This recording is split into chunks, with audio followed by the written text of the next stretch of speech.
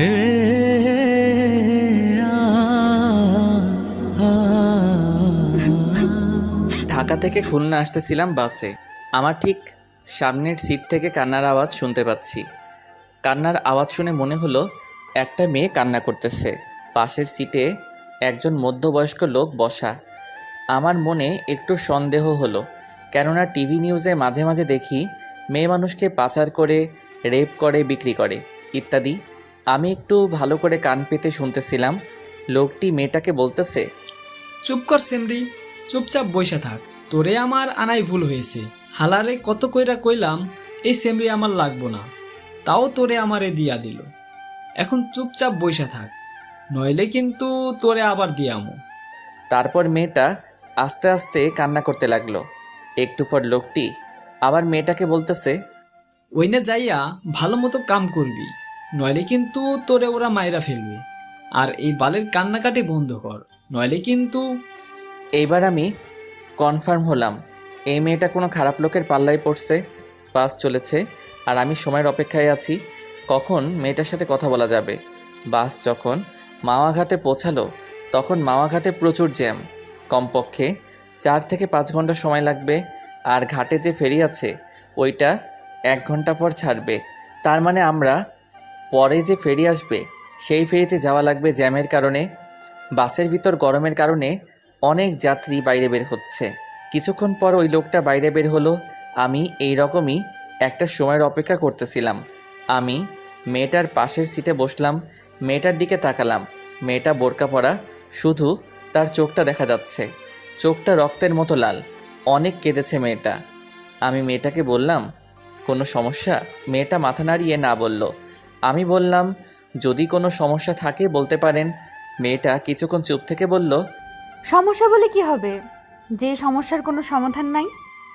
আগে বলবেন তো, দেখি সমাধান করা যায় কি না। আমাকে বিক্রি করে দিছে খারাপ জায়গায়, সেখানে আমাকে নিয়ে যাওয়া হচ্ছে। আপনাকে কে বিক্রি করে দিয়েছে? আর আপনার পরিবার কোথায় থাকে? মেয়েটা বলল, আমার পরিবার বলতে কেউই নেই, আমি একটা এতিম মেয়ে। আর যারা আমাকে বিক্রি করছে তাদের আমি কাউকে চিনি না, কিন্তু তাদের মধ্যে একজন পুলিশ ছিল। এর মধ্যে ওই মধ্যবয়স্ক লোক চলে আসলো। আমি আস্তে করে আমার সিটে বসে পড়লাম। আমি ভাবতে লাগলাম, আমি কি মেয়েটাকে বাঁচাতে পারবো নাকি পারবো না। আমি যদি আবার কোনো সমস্যার ভিতর পড়ি। লোকটি মেয়েটাকে বলতেছে, আশেপাশে খাবার হোটেল নেই, আমি সামনে হোটেলে গিয়ে খাবার লইয়া আসি, আর তুই এইখানে বইয়া থাক, আমি আইতাছি। এই কথা বলে লোকটি চলে গেল। আমি আবার মেয়েটার পাশে গিয়ে বসলাম আর বললাম, এখন কি করবেন? মেয়েটা বলল, জানি না। আমি বললাম, বাঁচতে হলে একটা উপায় আছে। মেয়েটা বলল, কি উপায়? এখান থেকে পালাতে হবে। কিন্তু আমি পালিয়ে কোথায় যাব? আমার তো আপন বলতে কেউ নেই এই দুনিয়াতে। সেটা এখন ভাবার বিষয় না। কিন্তু আপনি আমাকে নিয়ে কোথায় যাবেন? সেটা পরে ভাবা যাবে। কিন্তু কিন্তু কি? এই লোকটা চলে আসবে। যদি বাঁচতে চান তাহলে এখান থেকে এখনই পালাতে হবে। মেয়েটাকে দেখে মনে হচ্ছে ভয় পাচ্ছে। দেখেন, আপনি আমাকে বিশ্বাস করতে পারেন, আমি আপনার কোনো ক্ষতি করব না। মেয়েটা আমার চোখের দিকে কিছুক্ষণ তাকিয়ে থেকে বলল, চলুন। আমি মেয়েটাকে নিয়ে সোজা বাস থেকে নেমে ফেরিঘাটের দিকে হাঁটা শুরু করলাম। ফেরিঘাটে যেয়ে দেখি ফেরি চলে গেছে। এখন কি করব কিছু বুঝতেছি না। এখন স্টিমার বোটে যাওয়া ছাড়া কোনো উপায় নাই। মেয়েটা বলল, কোথায় যাব আমরা? ভয়ে ভয়ে বলল কথাটা। আমি বললাম, আমার দাদা বাড়ি। তারপর স্টিমার বোটে উঠলাম। অনেক গতিতে চলছে। কিছুক্ষণ পর মেয়েটা অন্যদিকে ফিরে মুখের উপর থাকা মুখোশটা মাথার উপরে উঠিয়ে হাতটা মেলে আকাশের দিকে তাকিয়ে রইল। তারপর মেয়েটা মুখোশটা ঠিক করে আমার পাশে এসে বলে, জানেন, আমি এই প্রথম নদী দেখলাম। মানে আপনি আগে পরে কখনো নদী দেখেন নাই? না, আমি সব সময় এতিমখানার ভেতরেই থাকতাম।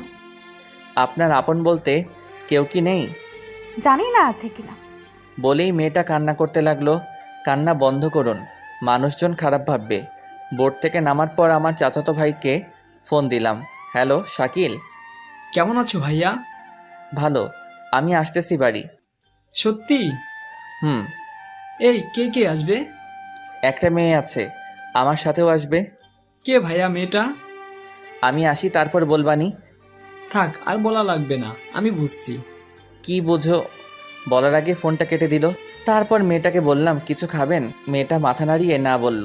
তারপর আমি জোর করে হোটেলে নিয়ে গেলাম। মহিলা ওয়াশরুম দেখিয়ে দিয়ে বললাম হাত মুখ ধুয়ে টেবিলে আসুন। আমিও হাত মুখ ধুয়ে খাবার টেবিলে আসলাম। ওয়েটার টেবিলে খাবার দিতেছে। এর ভিতর মেয়েটা আমাকে বলল, আমি কি এখানে বসে খাবো? তো কোথায় বসে খাবেন? না, আমি এখানে বসে খাবো না। কেন? এখানে অনেক লোকজন আর পুরুষ আছে, তাই। আমি আর কোনো কথা বললাম না। ওয়েটারকে বললাম, ভাই এখানে কোনো আলাদা খাবার জায়গা আছে? আছে। আপনি ওনাকে ওইখানে নিয়ে যান আর ওনার খাবারটা ওখানে দিয়ে আসেন। ওকে। তারপর মেয়েটাকে বললাম আপনি এইখানে যেয়ে খেয়ে আসুন। মেয়েটা কিছুক্ষণ তাকিয়ে থেকে চলে গেল। খাওয়া দাওয়া শেষে বাসে উঠলাম দাদাবাড়ি যাওয়ার জন্য। রাত 8টার সময় দাদাবাড়ি পৌঁছালাম। বাড়ির ভিতর ঢুকে আমি একটু অবাক হলাম। আমার দাদা দাদি, 4 চাচা চাচি, 2 ফুপু, ভাই বোনে পুরা ঘর ভরা। শাকিল আমার পাশে এসে বলল, চলো ভাইয়া। বলে একটা রুমে নিয়ে যেতেছিল। আমি মেয়েটাকে দেখিয়ে শাকিলকে বললাম, ওই শাকিল। আর ও আপুকে ডাক দিয়ে বলল, আপু, তুই ভাইয়াকে নিয়ে যা। ভাবি মানে? শাকিল মুচকি মুচকি হাসতেছে। আমি মেয়েটাকে বললাম, এনাদের সামনে একটু কান্না করবেন না। মেয়েটা মাথা নাড়িয়ে ঠিক আছে জানালো। আপু আমার সামনে এসে বলতেছে, অনেক বড় হয়ে গেছিস। মানে? মেয়েটাকে দেখিয়ে এই যে বলে আপু মেয়েটাকে নিয়ে অন্য রুমে চলে গেল। আমি রুমে এসে ফ্রেশ হয়ে বের হওয়ায় শাকিল আমার হাতে একটা পাঞ্জাবি দিয়ে বলল, পরো এটা। আমি বললাম না আমার জামা কাপড় ব্যাগে আছে। তারপরেও পরো, দাদা পড়তে বলেছে। আমি পরে বের হলাম। তারপর দাদার পাশে বসলাম। দাদাকে বললাম কেমন আছো? তারপর দাদা আমাকে জড়িয়ে ধরে কান্না করতে লাগলো আর বলল, তোর মা বাপ এখন আমার উপর অভিমান করে আছে। আমি ফোন করেছিলাম তোর আব্বু আম্মুকে, তারা সকালে আসতেছে। আমি অবাক হয়ে গেলাম। এই 21 বছর পর দাদা আমার আব্বু আম্মুর সাথে কথা বলল। আমার মা বাবা প্রেম করে বিয়ে করছিল বলে মেনে নেয়নি। আমার দাদা তার ভাইয়ের মেয়ের সাথে আব্বুর বিয়ে ঠিক করছিল, কিন্তু আমার আব্বু বিয়ের 3 দিন আগে পালিয়ে বিয়ে করে। তারপর দাদার কাছে আসছিল, দাদা মেনে নেয়নি। আরও অনেক কথা অন্য একদিন বলবো। তারপরে সবার সাথে কথা বললাম। মেজো চাচিকে জিজ্ঞাসা করলাম, চাচা কই? অফিসে। আমার মেজো চাচা কাজী। এত রাতে অফিসে? এখনই চলে আসবে। তারপর দাদি আমাকে বলল, মেয়েটার নাম কি? আপু চিল্লাইয়া বলল। রোজা। সবাই মেয়েটার প্রশংসা করতে লাগলো। আমি একটু রুমের বাইরে এসে রিয়াকে ফোন দিলাম। কোথায় তুমি? দাদা বাড়ি। তোমার না খুলনা আসার কথা ছিল? একটু সমস্যা হয়েছে তাই দাদা বাড়ি আসলাম। কি সমস্যা হইছে? তুমি ঠিক আছো তো? তেমন কিছু হয় নাই। তোমার পরীক্ষা কেমন হলো? ভালো। শোয়ান শোয়ান, দাদা ডাকতাছে। আমি রিয়াকে বললাম পরে ফোন দিব, দাদা ডাকতেছে। কাল আমার পরীক্ষা নাই, আজ সারা রাত কথা বলবো। আচ্ছা, আমি পরে ফোন দিচ্ছি। Okay, I love you. I love you too. Bye. Phone কেটে ফোনটা সাইলেন্ট করে রাখলাম। রুমের ভিতর এসে দেখি মেজো চাচা এসে পড়ছে। সবাই অনেক খুশি। আমাকে দেখে সবাই হাসতেছে। আমি দাদির পাশে বসলাম। দাদি বলল, কবুল বল। মানে? আরে লজ্জা পেতে হবে না। সবাই একসাথে হু হু করে হেসে উঠল। দাদি আবার বলল, কবুল বল। এই তোমরা চুপ করো। আমার মুখটা দাদির দিকে ফিরিয়ে দাদি বলল, কবুল বল। দাদি কবুল বলল মানে? তোর বিয়ে এখন, আর তুই কবুল বলবি না? আমার বিয়ে কার সাথে? কার সাথে? আবার রোজার সাথে। আরে এই মেয়েটারে তো আমি। তোর কিছু বলা লাগবে না, রোজা আমাদের সব বলেছে। তো তোর তো কিছুই বুঝি না। এখন তুই কবুল বলে এখানে সই কর। আর তুই যদি বিয়েটা না করিস তোর আব্বু আম্মুকে আমি কোনোদিনও মেনে নেব না। আমি কিছুক্ষণ চুপ থেকে বললাম, রোজার সাথে আমার কিছু কথা আছে। ভাইয়া আগে বিয়েটা কর, তারপর মন ভইরা কথা বলো। সবাই কত হাসি খুশি। আমি যদি না বলি সবাই মনে কষ্ট পাবে। সাথে মা বাবাকে দাদা মেনে নেব না। আমি আমার আব্বুকে অনেক কাঁদতে দেখেছি দাদা দাদির জন্য। এখন বাবা মাকে বলেও যদি মেনে না নেই তাহলে বাবা মা অনেক কষ্ট পাবে। কি করব কিছুই মাথায় আসতেছে না। কি হলো, কবুল বল। আমি আর কোনো কিছু না ভেবে 3 বার কবুল বলে সই করে দিলাম। আলহামদুলিল্লাহ। তারপর চাচা দাদা দাদি যে রুমে রোজা, সেই রুমে গিয়ে রোজা সই নিল। তারপর খাওয়া দাওয়া করে শাকিল বলল, ভাইয়া এই রুমে চলো তো। আমি রুমে গেলাম। রুমের জানালা দিয়ে দেখলাম একটা লাল শাড়ি পরা একটা মেয়েকে অন্য রুমে নিয়ে যাচ্ছে। কিছুক্ষণ পর দাদা আর দাদি আসলো, এসে আমাকে একটা রুমের সামনে নিয়ে গেল। রুমের ভিতর ঢুকিয়ে দরজাটা বাইরে থেকে বন্ধ করে দিয়ে হাসতে হাসতে চলে গেল দাদা দাদি। আমি রুমটা দেখে অবাক হলাম, এত সুন্দর করে রুমটা সাজানো হয়েছে। সারা রুমে মোমবাতি, পুরা বিছানাটা ফুল দিয়ে সাজানো হয়েছে।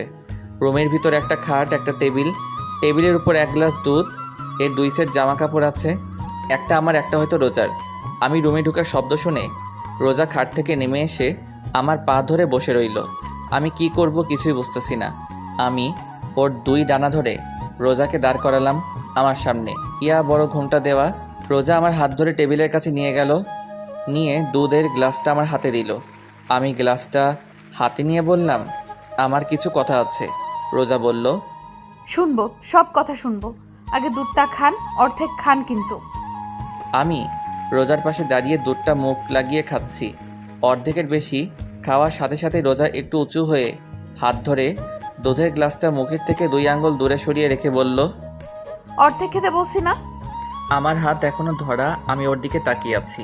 ঘুমটার আড়ালে শুধুমাত্র ওর ঠোঁটটা দেখা যাচ্ছে। ঠোঁটের নিচে ছোট একটা তিল, যা ওর ঠোঁটের সৌন্দর্যকে আরও বাড়িয়ে দিচ্ছে। আমি আস্তে আস্তে দুধের গ্লাসটা রোজার হাতে দিলাম। রোজা দুধটা খেয়ে আবার আমার হাত ধরে খাটের কাছে নিয়ে গেল। আমি খাটের এক পাশে বসে রোজাকে অন্য পাশে বসতে বললাম। ও এখনও ঘুমটা দেওয়া। চুপচাপ 2 জন বসে আছি। নীরবতা ভেঙে আমি বললাম, কি থেকে কি হয়ে গেল, তাই না? কিন্তু আল্লাহ যা করে ভালোর জন্যই করে। আপনাকে কিছু কথা বলার ছিল। বলেন। আমি একজনকে ভালোবাসি। 4 বছরের সম্পর্ক আমাদের। আমার বাবা মা জানে।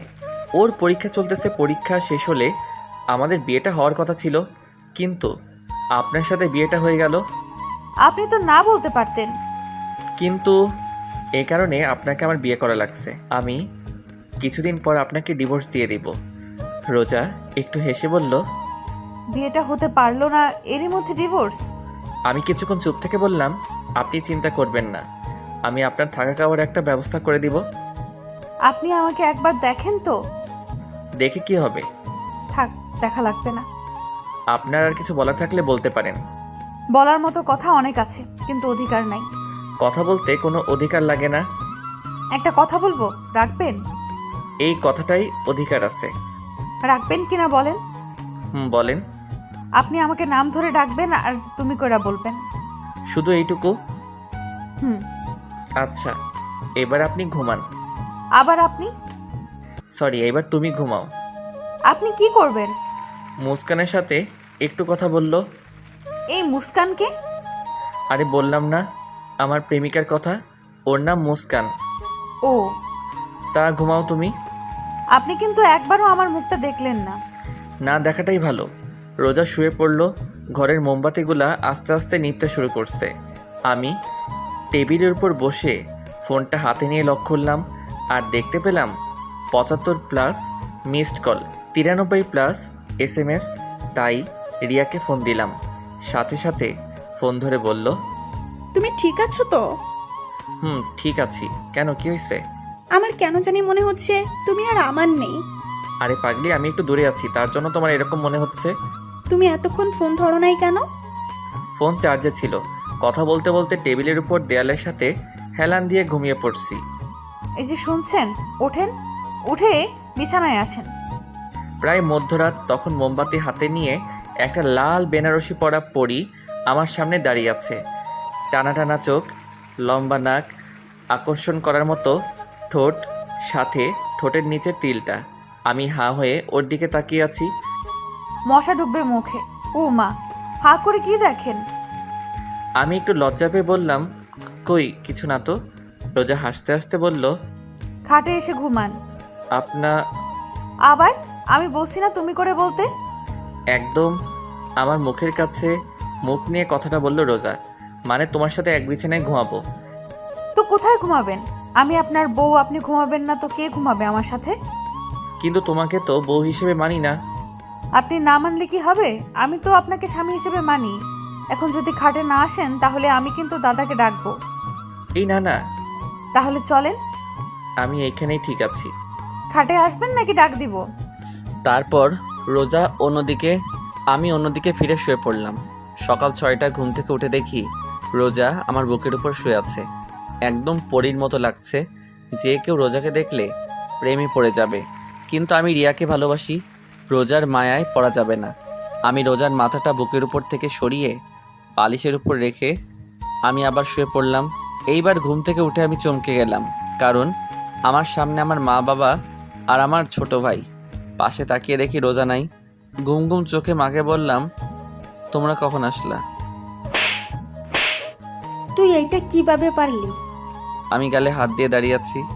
তোর সাথে রিয়ার বিয়ে ঠিক করা, ওর পরীক্ষার 3 দিন পর তোদের বিয়ে, সবাইকে দাওয়াত দেওয়া হয়ে গেছে, আর এখন তুই? রিয়ার কি হবে? ও যদি জানতে পারে ও তো পাগল হয়ে যাবে। তোরা না দুইজন দুইজনকে ভালোবাসিস? মা, চুপ, কোনো কথা বলবি না। বের হ রুম থেকে, গোসল করে নাস্তা করতে আয়। আমি কোনো কথা না বলে রুম থেকে বের হতে লাগলাম। দরজার কাছে আসতে দেখি দরজার পাশে রোজা দাঁড়িয়ে কান্না করতেছে।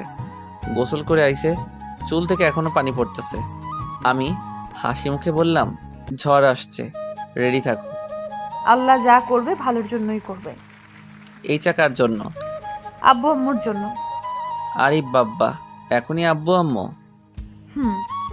একটু মুখে ভেঙচি দিয়ে হাতের কেনুই দিয়ে আমাকে খোঁচা দিয়ে চলে গেল। কি অদ্ভুত, তাই না? গোসল করতেছি, এরই ভিতর দরজায় করা নাড়লো। আমি বললাম, কে? আমি। কে রোজা? হুম। কি বলো? আপনার ফোন বাজতেছে, কে যেন ফোন করছে। আমি দরজাটা একটু খুলে ফোনটা নিলাম, সাথে সাথে আবার রিয়ার ফোন। হ্যালো। আমার না কোনো কিছু ভালো লাগতেছে না। কেন, কি হয়েছে? জানি না, কিন্তু কিরকম জানি লাগতেছে। আরে পাগলি, তোমার পরীক্ষা চলতেছে তো তাই এরকম লাগতেছে, সব ঠিক হয়ে যাবে। হুম। আচ্ছা রাখি তাহলে, গোসল করব।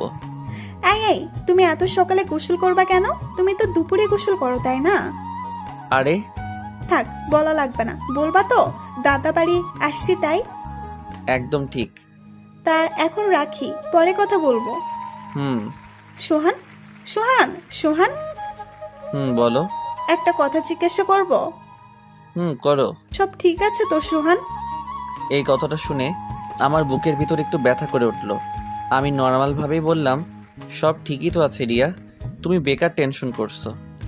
আচ্ছা রাখি তাহলে, ফোন দিও কিন্তু। Love you. Love you too. Bye. Bye. দরজায় কেউ করা নাড়ছে। কে? আমি। বলো। আম্মু ডাকতেছে আপনাকে। আসতেছি। রিয়াকে এখন কিছু বলা যাবে না, ওর পরীক্ষা চলতেছে। এখন বললে ওর পরীক্ষা ভালো হবে না। কিন্তু রিয়া ঠিকই বুঝতে পারছে যে কিছু একটা হয়েছে। অনেক ভালোবাসে সোহানকে রিয়া, তাই হয়তো অনুভব করতে পারে। নাস্তার টেবিলে দাদা মাকে বলতেছে, শোন বৌমা, সোহানরা আমি বিয়ে দিছি, ওরা দুজন দুজনকে ভালোবাসে তাই বিয়েটা দিছি। মেয়েটা দেখতে কি মিষ্টি। রোজা চুপচাপ বসে আছে, তা দেখে মা বললেন, ও বউ, খাচ্ছ না কেন? এই তো আম্মু খাচ্ছি। এইদিকে আয় মা, আমার পাশে বস। রোজা মার পাশে বসলো। মা নিজের হাতে রোজাকে খাইয়ে দিচ্ছে। রোজাও ভেজা ভেজা চোখে খেতে লাগলো। প্রেমের বিয়ে বেশি দিন টেকে না। মীরা প্রতিবেশী দরজায় সামনে দাঁড়িয়ে কথাটা বলল। এই তুই চুপ কর, এই বিয়ের সাক্ষী আমি তুমি। দেখো বৌমা, সোহানার রোজা কোনোদিনও আলাদা হবে না। কেন আলাদা হবে? এরকম একটা মিষ্টি মেয়েই তো আমার চাই। একটু বাইরে বের হলাম। ঘোরাফেরা করে বাসায় আসার সাথে রোজা বলল, কোথায় ছিলেন এতক্ষণ? আমি কোনো কথা না বলে রুমে এসে মার কাছে গেলাম। মা, কিছু কথা আছে তোমার সাথে। বল। রোজাকে আমি বাসে। রোজা আমাকে সব বলেছে। বাসে দেখা হয়েছে, ও এতিম। তোর দাদা ভাবছে তুই রোজাকে পালিয়ে নিয়ে আইছিস, তাই তোদের বিয়ে দিয়ে দিছে, এই তো। তো এখন কি করব? কি করবি মানে? বলছিলাম কি ডিভোর্স ডিভোর্স দিবি মানে? আমাদের বংশের ডিভোর্স তালাক নামে কোনো শব্দই নাই। মা, আমি রিয়াকে ভালোবাসি। আমি রিয়ার মাকে ফোন করে বলে দিছি আমার ছেলের অন্য জায়গায় বিয়ে হয়ে গেছে। মা, তুমি মা কান্না করে দিয়ে বলল, দেখ সোহান, তোর আর রোজার বিয়েটা হয়ে গেছে, এখন তুই রিয়াকে ভুলে যা। তোর দাদার কথা শুনিস নাই? তোদের দুজনের জন্য এই বিয়েটা হচ্ছে। যা হবার তা হয়ে গেছে, এখন থেকে তুই রোজাকে ভালোবাসবি। অসম্ভব বলে চলে আসছিলাম, দরজার সামনে রোজা দাঁড়ানো। আমি পাশ কেটে বাইরে বের হয়ে রিয়াকে ফোন দিলাম। রিসিভ করে কোনো কথা বলতেছে না। রিয়া, রিয়া, কান্নার আওয়াজ শোনা যাচ্ছে। রিয়া, হুম। কথা বলো না কেন? কেন করলা এটা আমার সাথে সোহান? রিয়া, আমার কথাটা শুনো। কেমনে পারলা তুমি এটা করতে? রিয়া শুনো।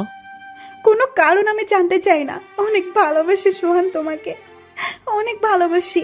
তোমার বুকে অন্য কেউ মাথা রেখে ঘুমাবে আমি ছাড়া, আমি কোনোদিনও ভাবতে পারি নাই।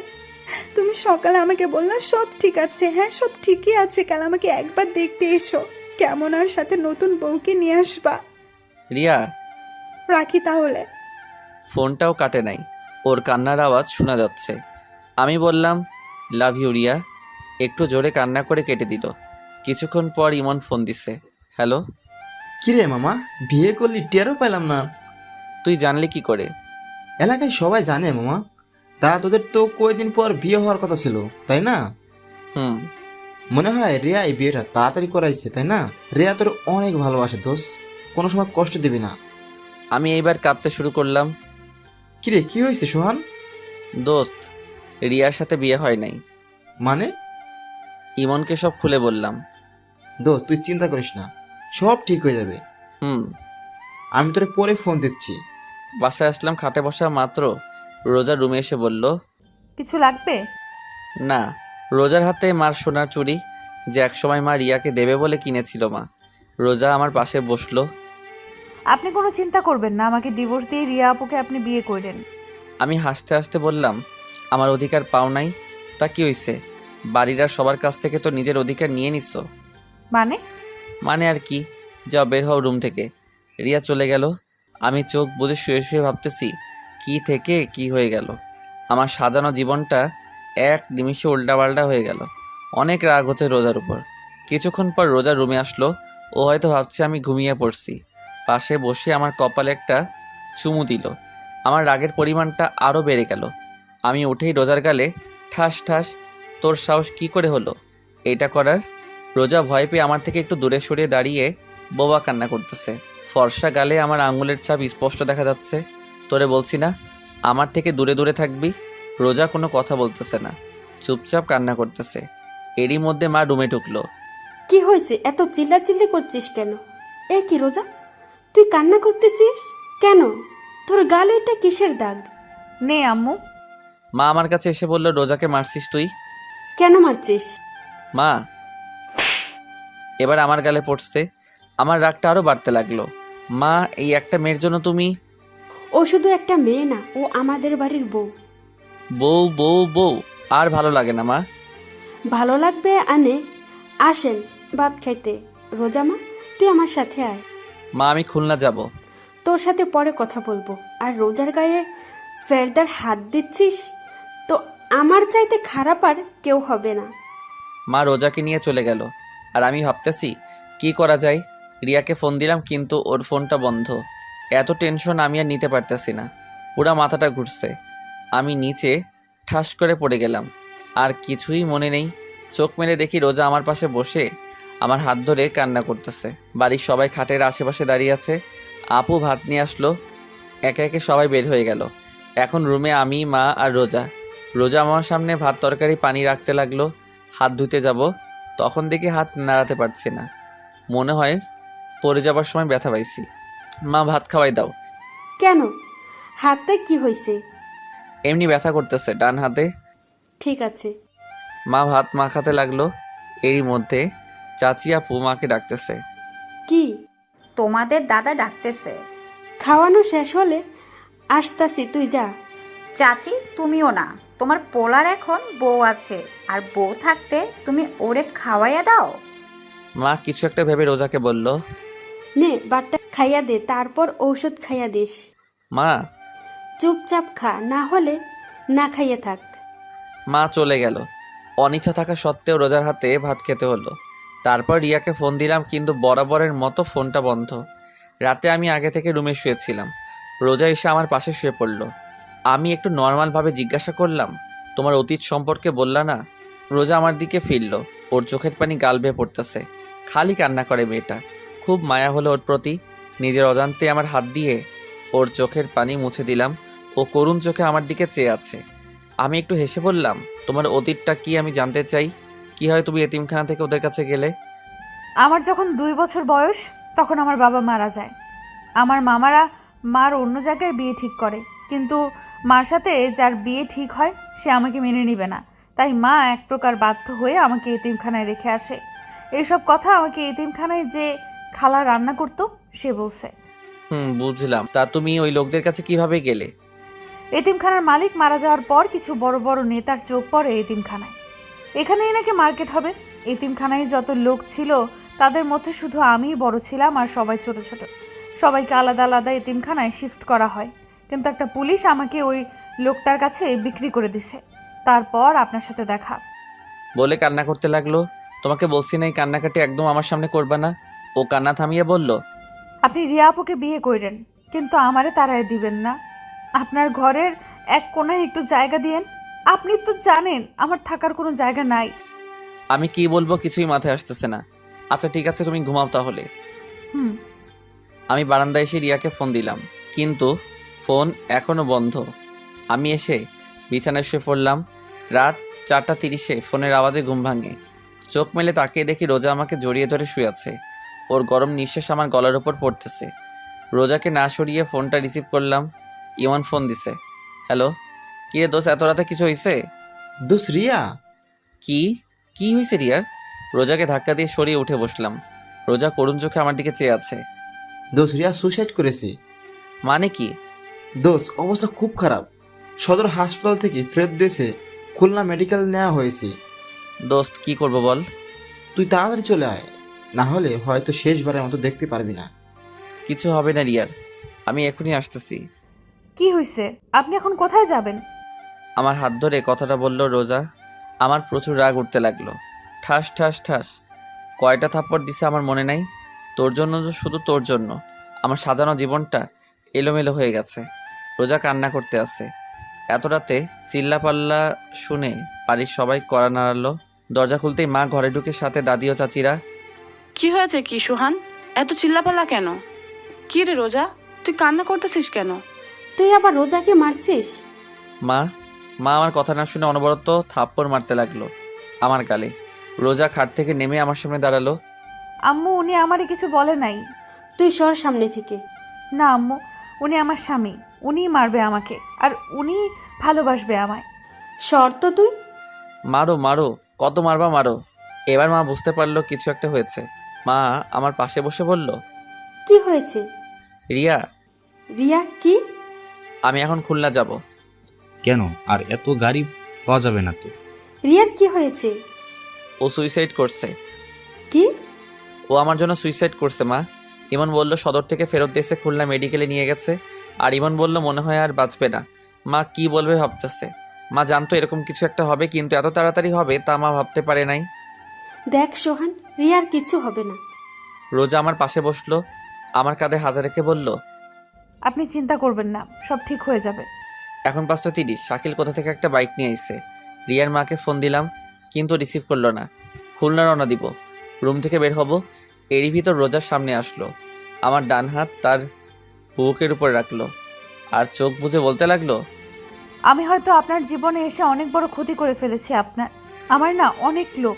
ছোটবেলা থেকেই কাউকে আব্বু আম্মু বলে ডাকতে পারি নাই, তাই আপনার আব্বু আম্মুকে পেয়ে লোকটা আর সামলাতে পারি নাই। আমার জন্য আপনি অনেক সমস্যায় পড়ছেন, তার জন্য আমি আপনার কাছে ক্ষমা চাচ্ছি। আমার হাতটা এখনও ওর বুকের উপর। এক একটা নিঃশ্বাস আমি আমার হাত দিয়ে অনুভব করতে পারছি। আমি হালকা করুণভাবে বললাম, আর কিছু বলবে? হুম। বলো তাহলে, আমার বের হতে হবে। মারবেন না তো? না বলো। আর ওই সময় তোমাকে মারছি তার জন্য সরি। আমি আপনাকে একটু জড়িয়ে ধরতে চাই। রোজা উত্তরের আশায় আমার দিকে চেয়ে আছে। আমি কি বলবো ভাবতেছি, কি মনে করে যেন আমি হাতটা মেলে দিলাম, আর ও সোজা আমার বুকের উপর পড়লো। মা দরজার সামনে দাঁড়িয়ে হালকা কাশি দিল। রোজা লজ্জা পেয়ে খাটের কাছে বসলো। মা রুমে ঢুকে রোজাকে বলল। রোজা মা, তুই একটু বাইরে যা। রোজা বাইরে চলে গেল। মা কিছু বলবা? দেখ সোহান, তুই রিয়াকে ভালোবাসিস, তোর ভালোবাসাকে আমি আর তোর আব্বুর সম্মান করি। সম্মান করে বলে আমরা তোর আর রিয়ার বিয়ে ঠিক করি। কিন্তু এখন রোজা তোর বউ। তুই রোজাকে না চাইলে ও আমি রোজাকে চাই। শুধু আমি না, বরং বাড়ির সবাই রোজাকে তোর পাশে দেখতে চাই। এখন তোর হাতে সব কিছু। তাহলে মা রিয়ার কি হবে? মা কি হলো, কথা বলো। রিয়ার কি হবে? ও তো আমাকে পাগলের মতো ভালোবাসে। দেখ সোহান, আমি জানি, তারপরও সোহান রোজা তোর বউ, আর আমি মন থেকে রোজাকে আমার ছেলের বউ হিসাবে মেনে নিয়েছি। কিন্তু আমি তো মেনে নেই নাই। তুই আমার ছেলে, তোরে আর কি বলবো। স্বামী স্ত্রীর মধ্যে আল্লাহ অন্যরকম ভালোবাসা দিয়ে দিছে, যা তুই এখন বুঝতে পারবি না। মা রুম থেকে চলে গেল। রিয়ার মাকে আবার ফোন দিলাম, কিন্তু ধরলো না। খুলনা রওনা দিলাম, সাথে শাকিলও হাসপাতালে আছে। গিয়ে দেখি রিয়া আর নেই, কিছুক্ষণ আগে মারা গেছে। আমি পুরো শকড, বিশ্বাসই হচ্ছে না যে রিয়া মারা গেছে। আমার চোখ থেকে অনবরত পানি পড়তেছে। রিয়ার মা রিসিপশনে নার্সের সাথে কথা বলতেছে। আমি পিছন থেকে বললাম, খালা। রিয়ার মা মারলো আমাকে, এত জোরে থাপ্পড়টা মারছে আমি নিচে ফ্লোরে আছড়ে পড়লাম। ঠোঁট ফেটে গেছে, রক্ত পড়তেছে। শাকিল এসে আমাকে দাঁড় করালো। খালা রিয়া কোনো কথা বলতেছে না, নীরবে কান্না করতেছে। মা চলো। রিয়ার মা কাঁদতে কাঁদতে রিয়ার ভাইয়ের পিছু পিছু চলে গেল। আমি কান্না করতেছি না, কিন্তু আমার চোখ থেকে পানি পড়তেছে। রিয়ার মার পিছু পিছু চলতে লাগলাম। তারা একটা অ্যাম্বুলেন্সে উঠতে লাগলো। আমি দৌড়ে অ্যাম্বুলেন্সের পাশে গেলাম। খালা রিয়া। তোর ওই পাপি মুখে রিয়ার নাম আর নিস না। খালা। ঠাস করে অ্যাম্বুলেন্সের দরজাটা বন্ধ করে তারা চলে গেল। আমি বসে পড়ে চিৎকার করে কান্না করতে লাগলাম। রিয়া নাই, আমার বিশ্বাসই হচ্ছে না, মনে হয় একটা দুঃস্বপ্ন। ঘুম ভাঙলে সব ঠিক হয়ে যাবে। শাকিল মাকে ফোন করে বলে দিছে রিয়া মারা গেছে। একটা নার্স আসলো, আমার কাছে এসে বলল, আপনার নাম কি সোহান? আমি মাথা নাড়িয়ে হ্যাঁ বললাম। নার্স একটা ভাঁজ করা কাগজ আমার কাছে দিল। এটা কি? যে পেশেন্টটা কিছুক্ষণ আগে মারা গেছে তার লেখা চিঠি।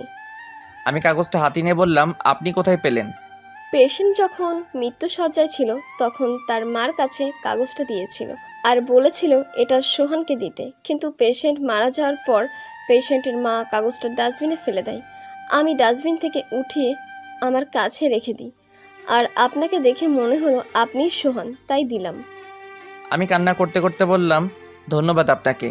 আর একটা কথা, মেয়েটা মারা যাওয়ার সময় অনেক মিনতি করেছে তার মায়ের কাছে, বাবার কাছে আপনাকে দেখার জন্য। আমি আর কি বলবো, আমার মনে হয় না যে রিয়া মারা গেছে। হাসপাতালের বাইরে বসে আছি, পাশে শাকিল, ইমনের অপেক্ষায় আছি। ইমন আসলো, ওকে জড়িয়ে ধরে কান্না করতে লাগলাম। ইমনও কান্না করতেছে।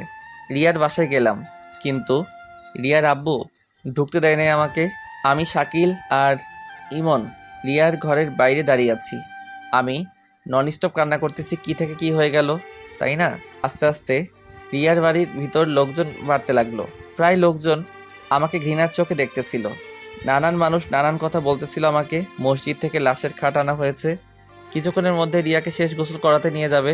আমার কিছু বন্ধু আমাকে বাজে ভাষায় গালাগালি দিতে লাগলো। ওরা কেউ বিশ্বাস করতে পারছিল না যে রিয়া সুইসাইড করছে, তাও আমার জন্য, যেখানে কিছুদিন পর আমাদের বিয়ে হওয়ার কথা ছিল। আর আজ মসজিদের মাইকে এহেলান দিতেছে যে রিয়ার নামাজের জানাজা বাদ জোহরে নামাজের পর হবে। রিয়ার আব্বু বাড়ির সামনে দাঁড়িয়ে আছে, যেন আমি ভিতরে ঢুকতে না পারি। পুলিশ আসছিল লাশ নিয়ে যেতে, ময়না তদন্ত করার জন্য, কিন্তু রিয়ার আব্বু তার মেয়ের শরীর কাটাছেঁড়া করতে দেবে না বলে পুলিশকে অনেক টাকা খাওয়াইছে। রিয়ার আম্মু বাইরে আসছে। আমি দৌড়ে তার কাছে গেলাম আর বললাম, খালা, রিয়াকে শেষবারের মতো একবার দেখতে দিন। রিয়ার আম্মু কান্না করতে করতে বলল, তুই আমার মেয়েকে দেখতে পারবি না। আমার মেয়ে তোরে শেষবার দেখার জন্য তরপাইছে, আকুতি মিনতি করছে, কিন্তু তোরে দেখতে পাই নাই, তাই তরেও দেখতে দিব না। তুইও তরপাবি, আজীবন আফসোস করবি যে শেষবার তুই রিয়ার মুখটাও দেখতে পাসনি। আমি রিয়ার মার পা ধরে কান্না করতে লাগলাম।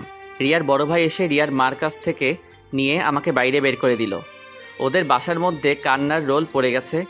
ঘর থেকে রিয়ার লাশ বাইরে বের করা হচ্ছে, শেষ গোসল করাতে নিয়ে যাচ্ছে। আর দেখতে পাবো না রিয়াকে, ভালোবাসি বলবে না আমায়। পরীক্ষা দিয়ে আইসে রিয়ার কিছু বান্ধবী, ওরাও আমাকে অনেক আজে বাজে কথা শুনাইয়া গেল। আমি কোনো কথাই বলতেছি না, সব কিছু অন্ধকার অন্ধকার লাগতেছে আমার কাছে। মসজিদের মাইকে আবার এহলান দিল জানাজার বিষয়। আমার মা আর রোজা আইসে রিয়ার বাসায়, আমার সামনে থেকে বাসার ভিতর ঢুকলো। আমি বাইরে দাঁড়িয়ে দেখতেছি। রোজা আমার কাছে আসতে চাইছিল, কিন্তু মা ওকে হাত ধরে বাসার মধ্যে নিয়ে গেল। কিছুক্ষণ পর মা বের হলো ভেজা ভেজা চোখে, আমায় বলল বাসায় চল। আমি চুপচাপ কোনো কথা বলতেছি না, শুধুমাত্র চোখ থেকে পানি পড়তেছে। রোজার পাশে যে বললাম, আল্লাহ যা করেন ভালোর জন্যই করে, তাই না? শুধুমাত্র তোমার ভালোই দেখলো, তোমার আল্লাহ আর কারো ভালো দেখালো না। রোজা কোনো কিছু না বলেই কান্না করতে লাগলো। মা আবার বলল, বাসায় চল। মারিয়াকে একবার দেখব। আর কাউকেই দেখতে দিবে না। আর মেয়েদের লাশ আপন লোক ছাড়া পরপুরুষকে দেখতে দেয় না। ওর মামারে দেখতে দেয় নাই। আমি আর কোনো কথা বললাম না, কারণ এসব নিয়মকানুন আমি জানি। আমার বুক ফেটে কান্না আসতেছে। রিয়াকে শেষবার দেখতে পারবো না। মার সাথে আমাদের বাসায় আসলাম। কিছুক্ষণ বাসায় বসে উজু করে নামাজে গেলাম। নামাজ শেষে মসজিদের বাইরে এসে দাঁড়ালাম জানাজার জন্য। মসজিদের বাইরে আগে থেকেই রিয়ার লাশ রাখা ছিল। একে একে 3 কাতারে জানাজার নামাজ শুরু হলো। জানাজা শেষে দাফন করার পর আর বাসায় যাইনি। সারাটা দিন ইমনের সাথে ছিলাম। রাত 1টার সময় বাসায় আসলাম। ডুপ্লিকেট চাবি দিয়ে ঘরে ঢোকার সাথে সাথেই দেখলাম সবাই হলরুমে বসে আছে। আমি কোনো কথা না বলে সোজা আমার রুমে আসতে যাব, তখনই মা বলল, ভাত খাবি না? না, খিদা নাই বলে রুমে চলে আসলাম। শুয়ে শুয়ে ভাবতেছি রিয়ার মৃত্যুর জন্য কাকে দোষ দিব, আমাকে, রোজাকে, মাকে, নাকি রিয়া নিজেই দায়ী। রিয়া আমাকে একবারও বোঝার চেষ্টা করলো না। আজ অনেক একা একা লাগতেছে নিজেকে। এরকম একটা দিন আসবে কোনোদিনও কল্পনাও করতে পারি নাই। কিছুক্ষণ পর, এই যে শুনছেন? শুনতেছি, বলো। উঠেন তো। কেন? উঠেন তো। আমি উঠে পিঠের তলায় একটা বালিশ দিয়ে হেলান দিয়ে বসলাম। রোজা ভাত মাখতে শুরু করলো। আমার মুখের কাছে 1 লোকমা ভাত নিয়ে বলল, হা করুন। আমি চুপচাপ ওর দিকে তাকিয়ে আছি। ও আবারও বলল, কি হলো, হা করুন। তখন বললাম, না, খাবো না। দেখে মনে হচ্ছে সারাদিন কিছুই খান নাই। আরও আপনার হাতে ব্যথা, খাবেন কি করে? নিন, হা করুন। আমি এইবার একটু জোরে চিল্লাই বললাম, খাবো না, শুনো নাই? আওয়াজ শুনে মা রুমের ভিতরে আসলো। এসে রোজাকে বলল, তোরা বলছি না ও খাবে না? ওর জন্য তুইও সারাদিন না খাইয়া রয়েছে। তুই খাইয়া ঘুমাইয়া পড়। আর সোহাগ, রোজারে যেন মারা টারা হয় না। বলে দরজাটা আটকিয়ে চলে গেল। রোজাও ভাত না খেয়ে হাত ধুয়ে বিছানায় শুয়ে পড়ল। কি অদ্ভুত, তাই না? ও আমার জন্য না খেয়ে বসে আছে। রিয়ার কথা ভাবতে ভাবতে ঘুমিয়ে পড়লাম। সকালে রোজার ডাকে ঘুম ভাঙে। চা হাতে নিয়ে দাঁড়িয়ে আছি। চাটা হাতে নিলাম। 1 চুমুক খাওয়ার পরেই রোজা জিজ্ঞাসা করলো, চা কেমন হয়েছে? আমি মাথা নাড়িয়ে ভালো বললাম। আমি নিজেকে অনেক নর্মাল রাখার চেষ্টা করতেছি, যদি কেউ বুঝতে না পারে আমার ভিতর থেকে কি চলতেছে। মানুষের ভালো করতে যে নিজের আপন মানুষকে হারালাম, আর রোজা পেল আপন মানুষ। আমার কাছে মনে হয় এই রোজার জন্য সব কিছু হয়েছে। না ওর সাথে আমার দেখা হতো, না ওর জন্য আজ এই দিন দেখতে হতো। রোজা রোজা রোজা, কি করব ওকে? আমার মাথায় কাজ করতেছে না। ফ্রেশ হয়ে নাস্তা না করে বাসা থেকে বের হতে যাব, এর মধ্যে রোজা আমার সামনে এসে দাঁড়ালো আর বলল, কোথায় যান? নাস্তা করবেন না? না। ও আমার হাত ধরে নাস্তার টেবিলে নিয়ে যেতে লাগলো। আমার এত পরিমাণ রাগ হলো যে ওর গালে ঠাস ঠাস করে 2টা থাপ্পড় দিয়ে দিলাম। রোজা আমার হাত ছেড়ে দিয়ে ছলছল চোখে আমার দিকে চেয়ে আছে। তুই এই বাড়ির বউ, আমার বউ না। এই কথাটা সবসময় মনে থাকে যেন। চলে আসার সময় মা রুমের দিকে তাকিয়ে দেখি মা আরও আমার দিকে চেয়ে রইছে। বাইরে বের হয়ে দেখি রিয়ার ছোট ভাই বাসার গেটের সামনে দাঁড়িয়ে আছে, হাতে একটা ব্যাগ নিয়ে। ওর পাশে যেয়ে দাঁড়ালাম। ও নিচের দিকে চেয়ে আছে। কিছু বলবি আরিয়ান? ও তখন কাঁদতে কাঁদতে আমাকে জড়িয়ে ধরলো। কিছুক্ষণ পর ছেড়ে দিয়ে ব্যাগটা আমার হাতে দিল। আমি হাতে নিয়ে বললাম, কি এতে? ও কাঁদতে কাঁদতে বলল, এটা আপুর ডায়েরি। তুমি যে শাড়ি দিছো সেই শাড়িটা। আমি জানি তুমি আপুকে অনেক ভালোবাসো, কিন্তু কি থেকে কি হয়ে গেল। আমি জানি তুমি অন্যায় কিছু করোনি, কারণ তুমি আপুকে অনেক ভালোবাসতা। চাইছিলাম ডায়েরিটা আমার কাছে রেখে দেবো, কিন্তু ডায়েরির প্রথম পাতায় লেখা, এই ডায়েরিটা শুধুমাত্র তোমার ধরাছোঁয়া পড়ার অধিকার আছে, তাই তোমার কাছেই দিতে আসলাম। কি বলবো, আমার মাথায় কিছুই আসতেছে না। আমি ওকে জড়িয়ে ধরে কান্না করতে লাগলাম আর বলতে লাগলাম, তুই আমারে মাফ করে দিস। আজ আমার জন্য তোর বোন। তুমি কোনো কিছু করো নাই, আমি জানি। বলে দৌড়াতে দৌড়াতে চলে গেল আরিয়ান। পিছন থেকে অনেক ডাক দিছিলাম, কিন্তু ফিরল না। ব্যাগটা হাতে নিয়ে ইমনের বাসায় গেলাম। যে দেখি ও এখন ঘুমে। ডাক দেওয়ার সাথে সাথে উঠে বসলো আর হাসি মুখে বলল, কিরে মামা, এত সকাল সকাল? এমনি আসলাম। সারাটা দিন ওর সাথে ঘুরলাম, কারণ নিজেকে ব্যস্ত রাখার চেষ্টা করতেছি। রিয়ার কথা যেন মনে না পড়ে, মনে পড়লে কান্না আসে। কেন ও আমাকে রেখে চলে গেল? ও কি আমাকে একটু বিশ্বাস করতো না? রিয়ার কথা যেন মনে না পড়ে, তাই নিজেকে ব্যস্ত রাখতেছি। রাত 11টার দিকে বাসায় আসলাম। দরজায় টোকা দেওয়ার সাথেই দরজা খুলে দিল। রোজা হয়তো আমার অপেক্ষায় ছিল। ভিতরে ঢুকে রুমের দিকে যাচ্ছিলাম, এর মধ্যে রোজা বলল, হাত মুখ ধুয়ে আসুন, আমি টেবিলে ভাত দিচ্ছি। আমি বাইরে থেকে খেয়ে আসছি, এখন আর খাবো না। রোজার দিকে তাকিয়ে দেখি ও করুণ চোখে আমার দিকে চেয়ে আছে। রুমে যে ব্যাগ থেকে ডায়েরিটা বের করে আলমারির ভিতর রাখলাম, আর শাড়িটা টেবিলের উপর রাখলাম। ছাদে এসে বসে রইছি। রিয়ার চিঠি আর ডায়েরি আমি এখনও পড়ি নাই, কারণ ভয় পড়ি নাই, না জানি কি লিখছে। হয়তো আমার উপর ওর যত অভিমান আছে সেটা লিখছে। চোখ থেকে পানি পড়তেছে, আর মনে মনে বলতেছি, রিয়া কেন তুমি আমাকে একবারও বোঝার চেষ্টা করলে না? এই কি তোমার ভালোবাসা রিয়া? আমি এখন একা একা কেমনে থাকবো? জিন্দা লাশ হয়ে বেঁচে আছি আমি। আরও কিছুক্ষণ বসে থেকে রুমে আসলাম। রুমে ঢোকার সাথে সাথে আমার মেজাজটা চরমে উঠে গেল, কারণ রিয়ার শাড়ি রোজা পরছে। হাসি মুখে রোজা আমার দিকে চেয়ে আছে। আমি ওর সামনে যেয়ে বললাম, এই শাড়ি তোমাকে কে পরতে বলছে? রোজা আমার কথার উত্তর না দিয়ে বলল, কেমন লাগছে আমাকে? এইবার আর নিজের রাগটা আর কন্ট্রোল করতে পারলাম না। ঠাস ঠাস থাপ্পড় দিয়ে বললাম, তুই এই শাড়ি পরছিস কেন? ও কাঁদতে কাঁদতে বলল, আমি মনে করছি এটা আমার জন্য আনছেন। তোর জন্য আনবো? কে তুই? কি হইস তুই আমার, যে তোর জন্য আমি শাড়ি কিনে আনবো? রোজা চুপচাপ দাঁড়িয়ে কান্না করতেছে। আমি আবারও বললাম, শাড়ি খোল। কী হলো, শাড়ি খোল। ও তারপরেও চুপচাপ দাঁড়িয়ে আছে আর কান্না করতেছে। আমি এক প্রকার জোর করে ওর শরীর থেকে শাড়ি খুলে নিলাম। রোজা এখনও দাঁড়িয়ে কান্না করতেছে। অন্য একটা শাড়ি বের করে ওর দিকে ছুঁড়ে মেরে রিয়ার শাড়িটা টেবিলের উপর রেখে আমি ঘুমিয়ে পড়লাম। সকালে দরজায় কড়া শুনে ঘুম থেকে উঠে দেখি রোজা আমার পায়ের উপর ওর মাথা দিয়ে ঘুমিয়ে আছে। ঘড়িতে তাকিয়ে দেখি 11টা বাজে। তাড়াতাড়ি দরজা খুললাম। দরজা খুলে দেখি মা দাঁড়িয়ে আছে। মা আমাকে ধাক্কা দিয়ে রুমে ঢুকতে বলল, রোজা কই? মা বিছানার দিকে তাকিয়ে দেখি রোজা শুয়ে রয়েছে। মা রোজার পাশে বসে রোজাকে ডাক দিল। রোজার কোনো সারা শব্দ নাই। এক অজানা আশঙ্কা ভর করলো মনের ভিতর, রোজার কোনো কিছু হয়ে গেল না তো? মা তারপর তাড়াতাড়ি ডাক্তারকে ফোন দিল, কারণ রোজা অজ্ঞান হয়ে পড়ে আছে। মা আমার পাশে এসে বলল, রোজাকে মারছিস? আমি কোনো কথা বলতেছি না, চুপচাপ বসে আছি। মা যা বোঝার বুঝে নিয়েছে। মা এবার বলতে শুরু করলো, আর কত কষ্ট দিবি মেয়েটাকে? 2 দিন না খেয়ে আছে তোর জন্য। যদি কষ্টই দিবি তাহলে কেন ওকে বাঁচাইলি? সোহান, যে চলে গেছে তার জন্য নিজে তো কষ্ট পাইতাছিস আর অন্যকেও কষ্ট দিতাছিস। আর কত সোহান, তুই যদি ওকে মেনে না নিস তাহলে এখনই ওকে গলা টিপে মেরে ফেল।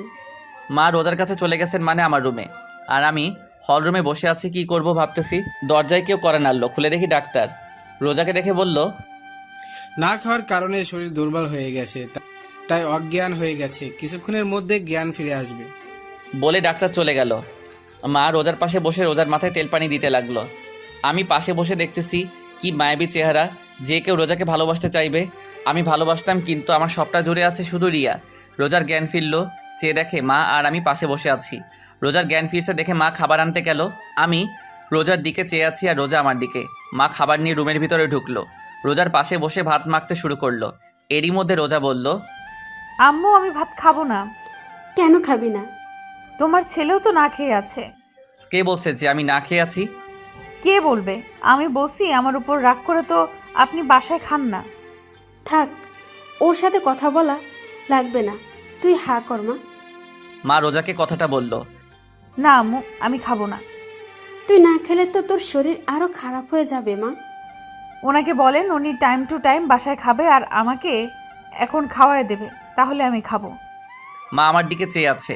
আমি মাকে ইশারায় বলল, বাটটা খাইয়া দে। মা আমি পারবো না। চুপচাপ খাইয়া দে, আমি বাইরে থেকে ওষুধ নিয়ে আসতাছি। বলে মা ভাতের প্লেটটা আমার হাতে দিয়ে চলে গেল। আমি বার কি করব? অনিচ্ছা থাকা সত্ত্বেও চুপচাপ খাইয়া দিতে লাগলাম। খাওয়া শেষে মা রুমে আসলো। আমি উঠে বাথরুমে চলে গেলাম। বাথরুমে ঢুকে কান পেতে শুনতে লাগলাম বাইরে মা আর রোজা কি কথা বলে। তুই ওর জন্য কেন শুধু শুধু নিজেকে কষ্ট দিস? আম্মু আমার জন্য আজ উনি ওনার ভালোবাসার মানুষের চিরতরে হারায় ফেলছে। কেন শুধু শুধু নিজেকে দোষ দিচ্ছিস? রিয়ার মৃত্যুর জন্য তোর আর সোহানের কোনো হাত নাই, এটা নিয়তি, এটাকে মেনে নিতে হবে। আম্মু, ওনার মনে অনেক কষ্ট, কিন্তু উনি প্রকাশ করে না। তা আমি জানি, তার জন্য তুই নিজেকে কষ্ট দিবি না আম্মু, আমি শুধু ওনার কষ্টের ভাগটা নিতে চাই। আস্তে আস্তে সব ঠিক হয়ে যাবে, ধৈর্য ধর। বলে মা চলে গেল। আমি বাথরুম থেকে বের হয়ে রোজার পাশে যেয়ে বসলাম। রোজা বলল, কিছু বলবেন? তোমার যদি কিছু হয়ে যেত? কি আর হতো, মরে যেতাম। চুপ। আমি জানি আপনার সবটা জুড়ে শুধু রিয়া আপু আছে, আমি না। রিয়া আপুর জায়গাটা নিতে চাই না, শুধু আপনার পায়ের নিচে একটু জায়গা দিয়ে, কারণ এইখানে আমার বেহেশত, আমার জান্নাত। আমি কোনো কথা না বলে বাসার বাইরে চলে আসলাম। রাস্তায় হাঁটতেছি আর ভাবতেছি কি করব। দুপুরবেলা মা ফোন দিয়ে বলল তাড়াতাড়ি বাসায় আসতে। বাসায় যেয়ে সবাই একসাথে খাওয়া দাওয়া করলাম। রোজার দিকে চেয়ে দেখলাম ওর মুখে প্রাপ্তির হাসি। কিছুক্ষণ বাসায় বসে আবার বাইরে বের হলাম। গন্তব্য ইমনের বাসা। ইমনের বাসায় যেয়ে দেখলাম ইমন নেশা করতেছে, মানে আমিও আগে করতাম একটু একটু, কিন্তু রিয়া আমার জীবন আসার পর আর কোনোদিন ছুঁয়ে দেখিনি। আজ ইমনকে খেতে দেখে আমারও খেতে ইচ্ছে করলো। ইমনের পাশে বসলাম। কিরে মামা, খাবি? দে খাই। অনেক দিন তো খাই না। ইমনের সাথে মদ খেতে শুরু করলাম, সাথে গাঁজাও। অনেক দিন পর খাচ্ছি, তাই নেশা পুরা চরমে উঠে গেছে। রাতে 11টায় মা ফোন দিল। মা বলো। কই তুই? এই তো মা, ইমনের বাসায়। তাড়াতাড়ি বাসায় আয়। আসতেছি বলে ফোন কেটে দিলাম। ইমনকে বললাম একটা গাজার বিড়ি দে আমাকে। বিড়িটা নিয়ে বাসায় আসলাম। রোজা আর আমি একসাথে খাবার খেলাম। রোজাকে বললাম তুমি ঘুমাও, আমি কিছুক্ষণ পর আসতেছি বলে ছাদে চলে আসলাম। বিড়িটা জ্বালিয়ে খেলাম, খুব ভালো লাগতেছে এখন। রুমে আসলাম। রুমে এসে দেখি রোজা শুয়ে আছে। ওকে দেখে আমি পুরা হ্যাং। ওর কোমরটা দেখে আমি এইভাবে কোনোদিন কোনো মেয়েকে দেখিনি। আমি আস্তে আস্তে ওর পাশে গেলাম। ও সাথে সাথে চোখ খুলে আমার দিকে চেয়ে রইছে। আমি ওর গলায় কিস করতে যাব, এরই মধ্যে রোজা বলল আপনার মুখ থেকে আজ বাজে গন্ধ আসতেছে। কে শোনে কার কথা? আমি ওর গলায় ঘাড়ে কিস করতেছি আর ও নিজেকে ছাড়ানোর চেষ্টা করতেছে। রোজা আমার গালে থাপ্পড় দিয়ে নিজেকে ছাড়িয়ে নিয়ে চিল্লাইয়া বলল কি খেয়ে আসছেন? বাজে গন্ধ আসতেছে আপনার মুখ থেকে। আমি পুরা হ্যাং। রোজা আমার গালে থাপ্পড় মারল, মাথাটা পুরা ছিনছিন করতেছে। রোজার আওয়াজ শুনে মা দরজায় কড়া নাড়তেছে আর বলতেছে কি হয়েছে রোজা? দরজা খোল। সোহান, সোহান কি হয়েছে? দরজা খোল। আমি ছলো ছলো চোখে রোজার দিকে চেয়ে আছি, আর রোজা মাথা নিচু করে বোবা কান্না করতেছে। দরজার ঠক ঠক আওয়াজ বাড়তে লাগলো। দরজার ওপাশে মা আর আব্বু জোরে জোরে বলতেছে দরজা খুলতে। নিজের প্রতি নিজের ঘৃণা হচ্ছে। দরজায় আওয়াজ আরও বাড়তে লাগলো। রোজাও দরজা খুলতেছে না, তাই আমি উঠে দরজা খুললাম। মা তাড়াতাড়ি রুমের ভিতর চলে গেল, আর আব্বু আমাকে জিজ্ঞাসা করলো কি হয়েছে? আমি কোনো কথা না বলে ছাদে চলে আসলাম। এদিকে মা ঘরে ঢুকে রোজাকে বলল কি হয়েছে? রোজা কোনো কথা না বলে মাকে জড়িয়ে ধরে কান্না করতে লাগলো। মা বোঝার চেষ্টা করতেছে আসলে ঘরের ভিতরে কি হয়েছে। রোজার মাথায় হাত বুলাতে বুলাতে আবার জিজ্ঞাসা করলো কি হয়েছে? রোজা কোনো কথা না বলে আরও জোরে জোরে কান্না করতেছে। মা মনে করলো সোহান হয়তো আজ বেশি কিছু করছে, কারণ সোহান আগে পরেও রোজাকে মারছে, বেশি কথা বলছে। কিন্তু রোজা এমনভাবে কাঁদে নাই। কিন্তু আজ না, মা আর ভাবতে পারতেছে না। মার অনেক রাগ হচ্ছে সোহানের উপর। সোহানকে এখন হাতের কাছে পেলে কাঁচা চিবিয়ে খেত। এদিকে আমি ভাবতেছি কি করতে যাচ্ছিলাম রোজার সাথে আমি নেশার ঘরে, কিন্তু তারপরেও রোজা আমার গায়ে হাত দিবে আমি কোনোদিনও ভাবতে পারি নাই। কিছুক্ষণ পর আস্তে আস্তে নিচে নামতে লাগলাম। রুমে ঢুকে দেখি মা আব্বু হল রুমে বসে আছে। মা রুমের দিকে চেয়ে দেখলাম রোজা মার রুমে বিছানার উপর বসে আমার দিকে চেয়ে কান্না করতেছে। তখন মা আমার সামনে এসে বলল কি হয়েছে সোহান? কানে কি কম শুনিস? কি হয়েছে বল। আমি কোনো কথা না বলে রুমের দিকে যেতে লাগলাম। তখনই আব্বু আমার ঘাড়ে হাত দিয়ে তার দিকে আমাকে ঘুরিয়ে ঠাস ঠাস করে 2টা থাপ্পড় মারল। আমি এইবার অবাক হলাম, কেননা আমার আব্বু আমার গায়ে আমার জানা মতে কোনোদিন হাত দেয় নাই, কিন্তু আজ রোজার জন্য আমার গায়ে হাত দিল। আমাকে মারছে দেখে রোজা রুম থেকে দৌড়ে বের হয়ে আমাকে জড়িয়ে ধরে বলতে লাগলো আমার স্বামীকে কেউ আমার জন্য মারবেন না। আমি রোজাকে ছাড়িয়ে নিয়ে বললাম আজ তোমার জন্য আমার আব্বু আমার গায়ে হাত দিল, আরও কত কিছু দেখার বাকি আছে আল্লাহই জানে বলে রুমে চলে আসলাম। আমার পিছন পিছন মা আর রোজা রুমে ঢুকলো। মা আমাকে বলতে লাগলো দেখ সোহান, এইভাবে চলতে থাকলে কেউ ভালো থাকবে না, না তুই না রোজা না আমরা, বাকিটা তোর হাতে। বলে মা রুম থেকে চলে গেল। রোজা দরজা লক করে আমার পা জড়িয়ে ধরে কান্না করতে লাগলো আর বলতে লাগলো আমাকে আপনি মাফ করে দিন, বিশ্বাস করেন আমি আপনাকে মারতে চাইনি, আমাকে মাফ করে দিন। বলে হাউমাউ করে কান্না করতে লাগলো। আচ্ছা ঠিক আছে, তুমি ঘুমিয়ে পড়ো। ও তারপরেও আমার পা ধরে কান্না করতে লাগলো। আমি রোজাকে ডানা ধরে ওকে উঠিয়ে বললাম, যাও ঘুমিয়ে পড়ো, রাত অনেক হয়েছে। ও যে গালে আমাকে মারছে, ওই গালে আলতো করে হাত দিয়ে বলল। সত্যি মাফ করেছেন তো? আমি ওর হাতটা গাল থেকে সরিয়ে বললাম, মাফ করছি। আর তুমিও আমাকে মাফ করে দিও। আসলে আমি একটু নেশা করছিলাম তো, তাই ওই টাইমে মাথা ঠিক ছিল না। কি, আপনি নেশা করছেন কেন? ভালো লাগছে করছি, যাও ঘুমিয়ে পড়ো। কেন করছেন আগে সেটা বলেন। এক কথা কিন্তু বারবার বলতে ভালো লাগে না, যাও ঘুমিয়ে পড়ো। রোজা আর কোনো কথা না বলে মাথা নিচু করে বিছানায় যে শুয়ে পড়ল, আর আমি রিয়ার চিঠিটা বের করে পড়তে লাগলাম। প্রিয় সোহান, তুমি যখন এই চিঠিটা পড়বে তখন হয়তো আমি থাকবো না, চিরদিনের জন্য মিশে যাব মাটির সাথে। আচ্ছা, আমি মরে গেলে তুমি কি কষ্ট পাবে? কষ্ট পাবে, কারণ তুমি আমাকে ভালোবাসো। সত্যিই কি তুমি আমাকে ভালোবাসো সোহান? বড্ড জানতে ইচ্ছে করে। অনেক স্বপ্ন ছিল তোমার বউ হবার, আমার কি পোড়া কপাল, স্বপ্নই থেকে গেল। সোহান, একটা মেয়ের সবচাইতে দামি জিনিস কি জানো? মেয়ের স্বামীর ভালোবাসা। আমি চাইলেই তোমাকে আমার করে নিতে পারতাম, কি পারতাম না? কিন্তু একজনের স্বামীকে তার কাছ থেকে কেড়ে নিয়ে নিজেকে সুখী করতে পারবো না। আবার তোমাকে অন্য কারোর সাথে দেখবো, এটাও আমি মেনে নিতে পারবো না। অনেক কথা বলা ছিল তোমাকে, কিন্তু বলার না, কারণ তোমাকে আর কষ্ট দিতে চাই না। আমি কিছুক্ষণ আগে বিষ খেয়েছি, অনেক কষ্ট হচ্ছে আমার সোহান, অনেক কষ্ট হচ্ছে। তোমাকে খুব দেখতে ইচ্ছে করছে সোহান।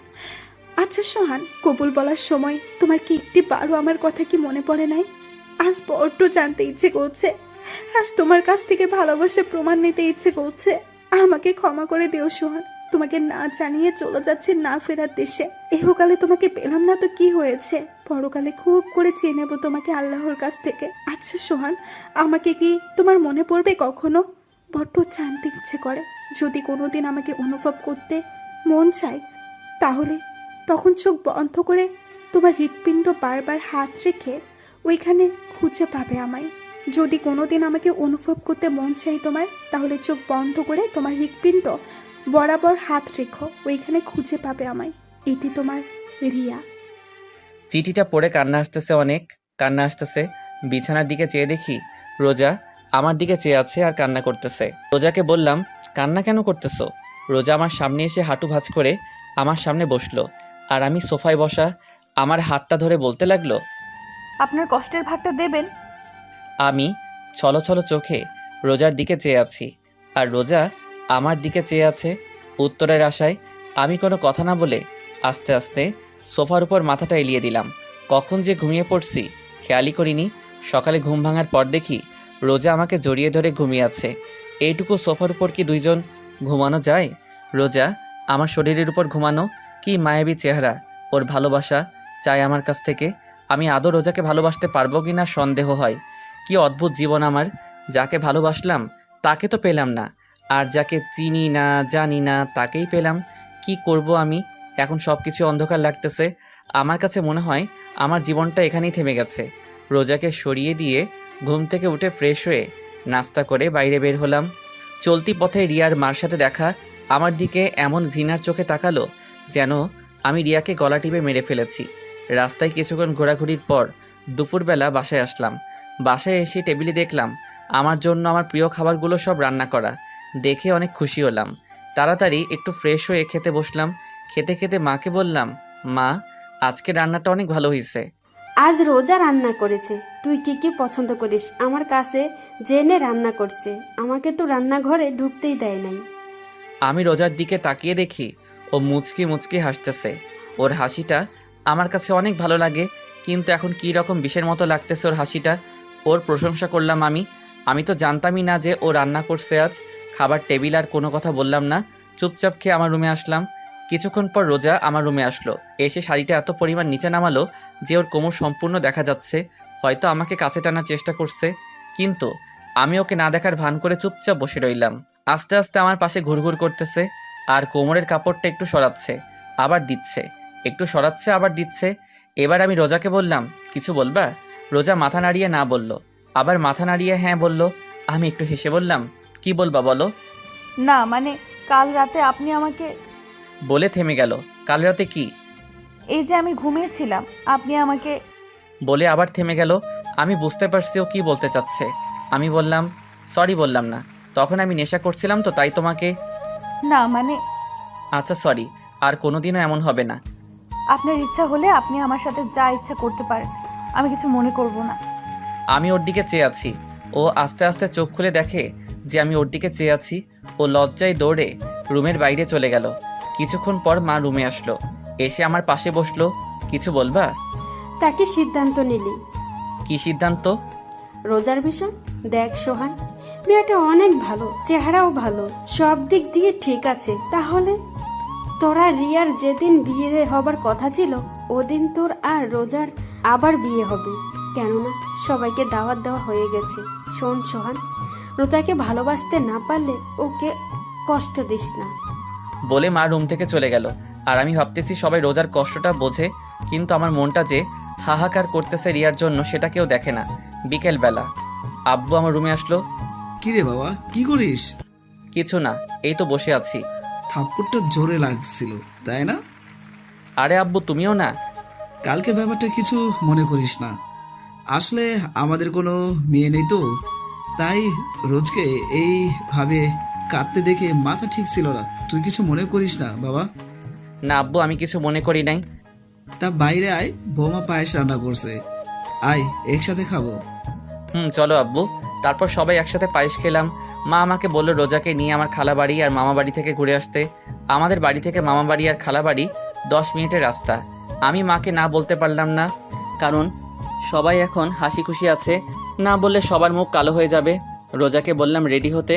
কিছুক্ষণ পর রোজা রেডি হয়ে বোরখা পরে আসলো। বোরখাটা 2-3 জায়গায় ছেঁড়া। আমি বললাম, এই ছেঁড়া বোরখা পরে যাবে? আমার তো আর বোরকা নাই। তা আগে বলবা না তোমার বোরখা নাই? আগে মার্কেট চলো, তোমার কি কি লাগবে কিনে এনে তারপর মামার বাড়ি যাব। বলে রোজাকে নিয়ে বের হতে যাব। এরই মধ্যে মা সামনে এসে আমার বাইকের চাবি আমার হাতে দিল। আমি মায়ের দিকে জিজ্ঞাসার দৃষ্টিতে তাকিয়ে রইলাম। মা বলল, মনে আছে বাইক কেনার সময় কি বলছিলি যে আমি বিয়ে করব তখন বাইকে করে আমার বউকে নিয়ে ঘুরবো, এর আগে আমি বাইক চালাবো না। তা এখন তো বউ আছে, বউকে নিয়ে বাইরে ঘুরতে যাচ্ছ না তো বাইকে নিয়ে যাও। বলে মা আমার হাতে কিছু টাকা দিয়ে চলে গেল। ছোট ভাইয়ের দিকে চেয়ে দেখি ও মিটমিট করে হাসতেছে। নিজের উপর নিজের রাগ হচ্ছে। কেন যে ওই দিন এই কথা বলতে গেলাম। বাইক নিয়ে বের হলাম। এলাকার সবাই আমাদের দিকে চেয়ে আছে একটু ঘৃণার চোখে। বন্ধু বান্ধব তো আমার সাথে কথাই বলে না, শুধুমাত্র ইমন ছাড়া। মার্কেটে এসে কেনাকাটা করে আবার বাসায় আসলাম। রোজা বোরকা চেঞ্জ করে আসলো। প্রথমে মামা বাড়ি আসলাম, কথাবার্তা বলে খালার বাড়ি আসলাম। খালার বাসায় কিছুক্ষণ বসে বাসার দিকে রওনা দিলাম। রোজাকে আজ অনেক হাসি খুশি লাগতেছে। রোজা সবার সাথে এমনভাবে কথা বলছে মনে হয় এনারা সবাই রোজার সাথে যুগ যুগ ধরে পরিচয় আছে। বাসায় আসলাম, এসে হাত মুখ ধুয়ে বিছানায় শুয়ে শুয়ে ভাবতেছি রিয়ার কথা। রিয়া নামটা শুনেই ওকে ভালোবেসে ফেলেছিলাম। রিয়ার কথা আমার মাথা থেকে যাই না। সারাদিন ওকে মনে না পড়লেও রাতে চোখ বন্ধ করার সময় রিয়ার কথা আমার মনে পড়ে। কুড়ে কুড়ে খাই আমাকে রিয়ার সাথে কাটানোর স্মৃতিগুলা। রোজা রুমের ভিতর ঢুকলো আর বলল, আম্মু ভাত খেতে ডাকে। আমার এখন ভালো লাগতেছে না, পরে খাবো। এই কথা বলার সাথে সাথে রোজা আমার পাশে এসে আমার কপালে হাত দিয়ে বলল, কেন ভালো লাগতেছে না? শরীর ঠিক আছে তো? আমি রোজার হাতটা আমার কপাল থেকে সরিয়ে বললাম, আরে বাবা তেমন কিছু না, এমনি পরে খাবো। রোজা মুখটা কালো করে বাইরে চলে গেল। কিছুক্ষণ পর মা রুমে আসলো, এসে বলল, কি রে, তুই বলে ভাত খাবি না? পরে খাবো বললাম তো রোজাকে। রোজা না খেয়ে আছে, বলছে তুই না খেলে নাকি খাবে না। মা আমার এসব আগলা পিরিত কিন্তু ভালো লাগে না, চুপচাপ খেতে আয়। বলে মা চলে গেল। আমিও খাইতে যাই নাই, আমার এসব আগলা পিরিত মোটেও ভালো লাগে না।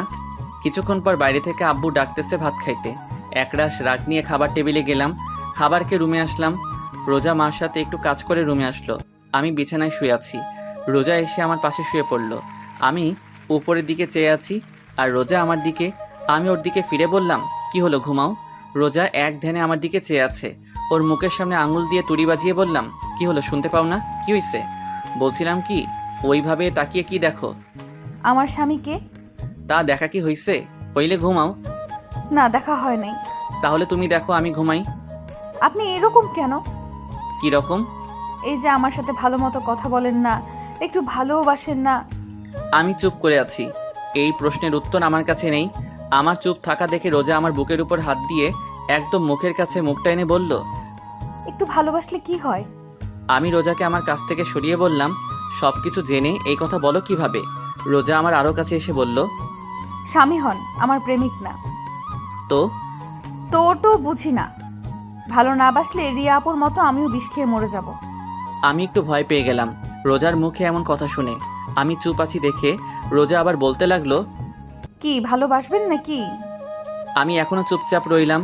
এবার রোজা আমার পেটের উপর উঠে বসলো আর পুরা ঝুঁকে ওর মুখটা আমার মুখের কাছে এনে বলল, একটু ভালোবাসেন না? আমার কাছ থেকে কোনো উত্তর না পেয়ে আমার হাতটা নিয়ে ওর মুখে আমার হাত বোলাতে লাগলো আর বলতে লাগলো, একটু আদর করেন না? আমি হাতটা ওর হাত থেকে ছিনিয়ে নিলাম আর ও সাথে সাথে আমার মুখে, গলায়, বুকে অগণিত চুমু দিতে লাগলো। আমি পাগল হয়ে যাচ্ছি। মন চাচ্ছে রোজার ভিতর ডুব দিতে, কিন্তু রোজা পাগলের মতো চুমু দিতে লাগলো। আমি কোনো প্রকার রেসপন্স করতেছি না। এই প্রথম কোনো মেয়ে আমাকে লিপ কিস করলো। আমি আর নিজেকে ধরে রাখতে পারি নাই। আমি কেন, অন্য যে কোনো পুরুষ নিজেকে ধরে রাখতে পারবে না এরকম সময়? বিলিয়ে দিলাম নিজেকে রোজার মাঝে। ভেসে গেলাম দুজনে এক অন্য রকম সুখের জগতে। সকালে বৃষ্টির মতো টুপটুপ করে পানি পড়তেছে মুখের উপর। চোখ মেলে তাকিয়ে দেখি রোজা গোসল করে এসেছে আর ও চুলের পানি আমার মুখের উপর ফেলতেছে। আমি রোজার দিকে চেয়ে আছি। অনেক সুন্দর লাগতেছে ওকে আজ। কিরকম কাটলো রাতটা? আমি রোজার দিকে তাকিয়ে বললাম, আমার কাছ থেকেও নিজের অধিকারটা নিয়ে নিলে? রোজা একটু রাগী লুক নিয়ে একদম আমার কাছে এসে বলল, স্বামীর কাছ থেকে স্ত্রীর অধিকার নিলাম, তাতে আপনার কি? আর হ্যাঁ, আজকের পর থেকে আজ রাতে যেভাবে ভালোবাসছেন প্রতিদিন এইভাবে ভালোবাসবেন আমাকে। নইলে কি? যেভাবে রাতে অধিকার আদায় করে নিচ্ছি এইভাবেই আদায় করে নেব। বলে রোজা আমার কপালে আলতো করে একটা চুমু দিয়ে চলে গেল। দরজার সামনে দাঁড়িয়ে রোজা আবার বলল, গোসল করে তাড়াতাড়ি নাস্তা করতে আসেন। বলে চলে গেল। গোসল করে নাস্তার টেবিলে আসলাম। রোজাকে দেখে মনে হচ্ছে ও হাসি খুশিভাবে সবার সাথে কথা বলতেছে। এরকম হাসি খুশি রোজাকে আগে পরে দেখিনি আমি। মা রোজাকে জিজ্ঞাসা করলো, কি রে রোজা, তুই তো মনে হয় আজ অনেক খুশি। রোজা মাকে ইশারায় বলল, তা জানতে পারি এত খুশির কারণ কি? তা তো বলা যাবে না আম্মু। রোজাকে মার সাথে এইভাবে কথা বলতে দেখে আমার গা জ্বলতেছে। কোনো রকম নাস্তা করে বাইরে বের হতে যাব, সামনে এসে রোজা পথ আটকালো আর বলল, কোথায় যাওয়া হচ্ছে শুনি? রোজা এমনভাবে কথাটা বলল আমার রাগ উঠে গেল। তারপরও আমি শান্তভাবে বললাম, সামনে থেকে সরো। রোজা আবারও বলল, আমি কি বললাম শুনলেন নাই নাকি?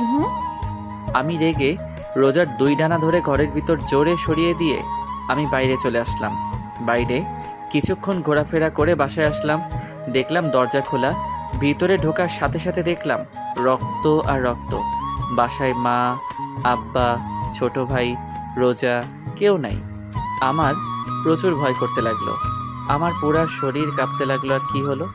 মারে আব্বাকে ফোন দিলাম, কিন্তু তাদের ফোন বাসায়। সজীবকে ফোন দিলাম।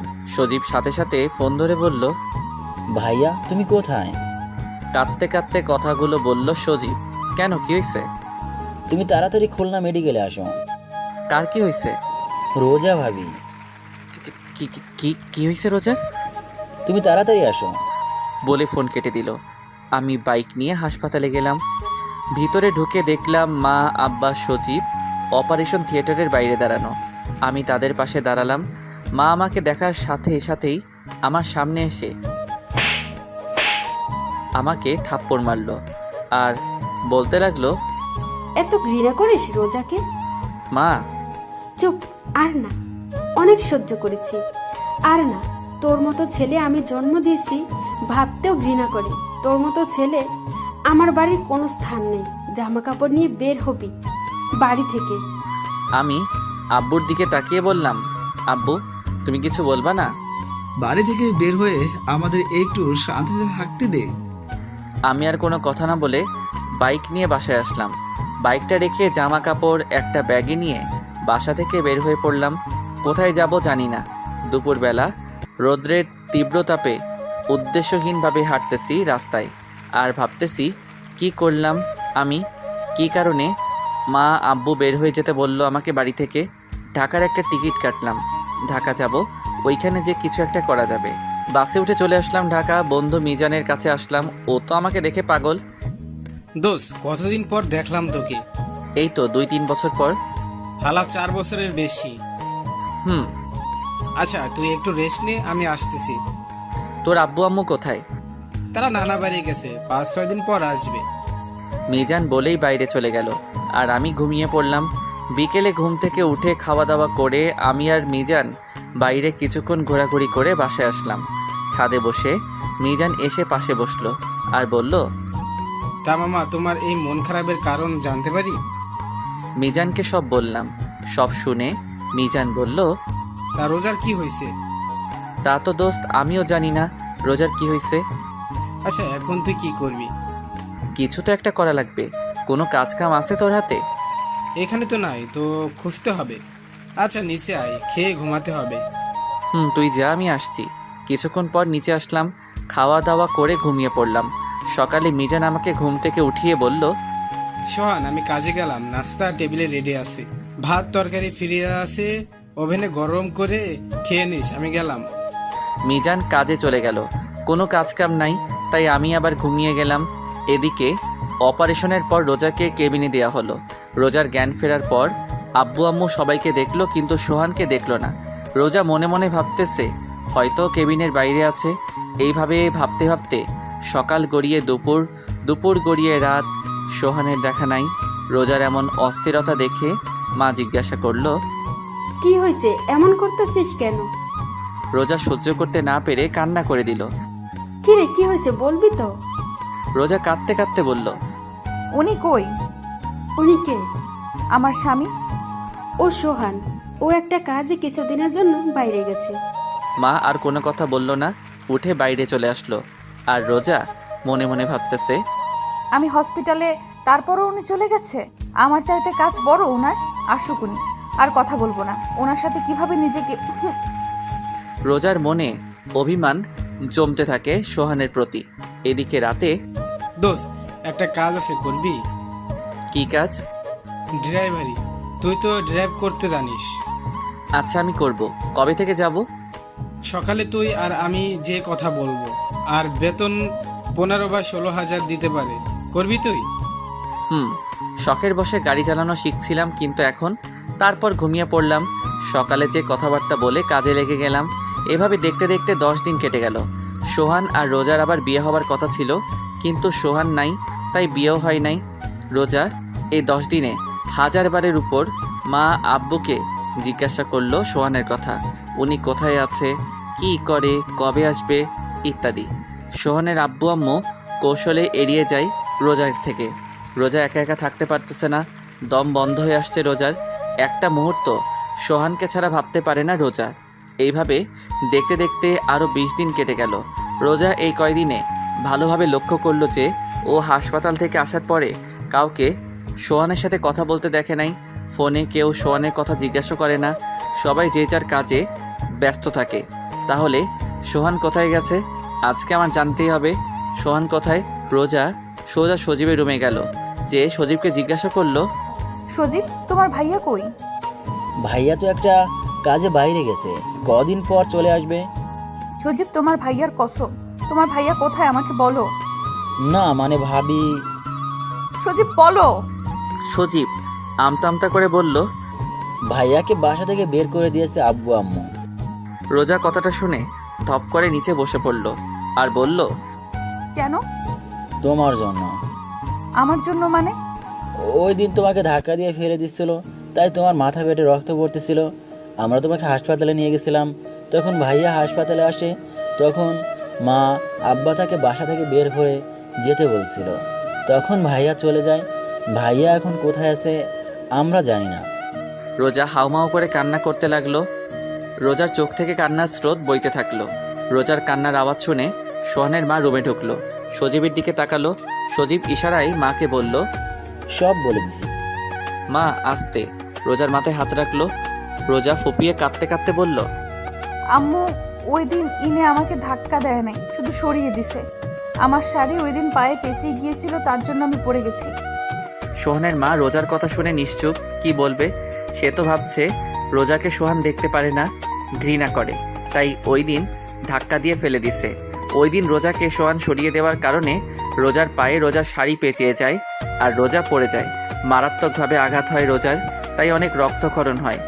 এত রক্ত দেখে সোহানের মা ভয় পেয়ে যায়। লজ্জা, ঘৃণা, রাগে, অভিমানে ওই দিন সোহানকে বাড়ি থেকে বের হয়ে যেতে বলে সোহানের মা, সাথে সোহানের আব্বুও। কিন্তু সোহান সত্যি চলে যাবে এটা তারা ভাবতেও পারেনি। তারপর যখন চলে গেছে তাদের এক বিন্দু আফসোস হয় নাই সোহানের জন্য, কিন্তু এখন হচ্ছে আফসোস রোজার কথা শুনে। কেন যে ওই দিন সোহানকে যেতে বলল। সোহানের মা রোজার মাথায় হাত বুলাতে বুলাতে বলল, চলে আসবে সোহান। রোজা অনবরত কান্না করতেছে। রোজা ফুপিয়ে ফুপিয়ে কান্না করতে লাগলো আর বলতে লাগলো, আম্মু আমি ওনার জীবনে আসার পর উনি কষ্ট ছাড়া আর কিছুই পায় নাই। তুই শুধু শুধু নিজেকে দোষ দিচ্ছিস। না আম্মু, আমার কারণে ওনার ভালোবাসার মানুষকে হারালে, আমার কারণে আজ উনি ওনার পরিবার ছাড়া। আম্মু আপনার পায়ে পড়ি, আমার কাছে আমার স্বামীর আইনা দেন আম্মু। রোজার এইভাবে কান্না করতে দেখে সোহানের মারও কান্না চলে আসে। সোহানের মা কান্না করতে করতে বলল, তোর স্বামীরে যেভাবে হোক তোর কাছে এনে দেবো মা, তুই একদম ভেঙে পড়বি না। রোজার আজ অনেক কষ্ট হচ্ছে। মনে মনে ভাবছে, কি দিলাম আমি ওনাকে? ওনারে কিছু দেওয়ার আগেই ওনার কাছ থেকে অজান্তেই সব কিছু কেড়ে নিলাম।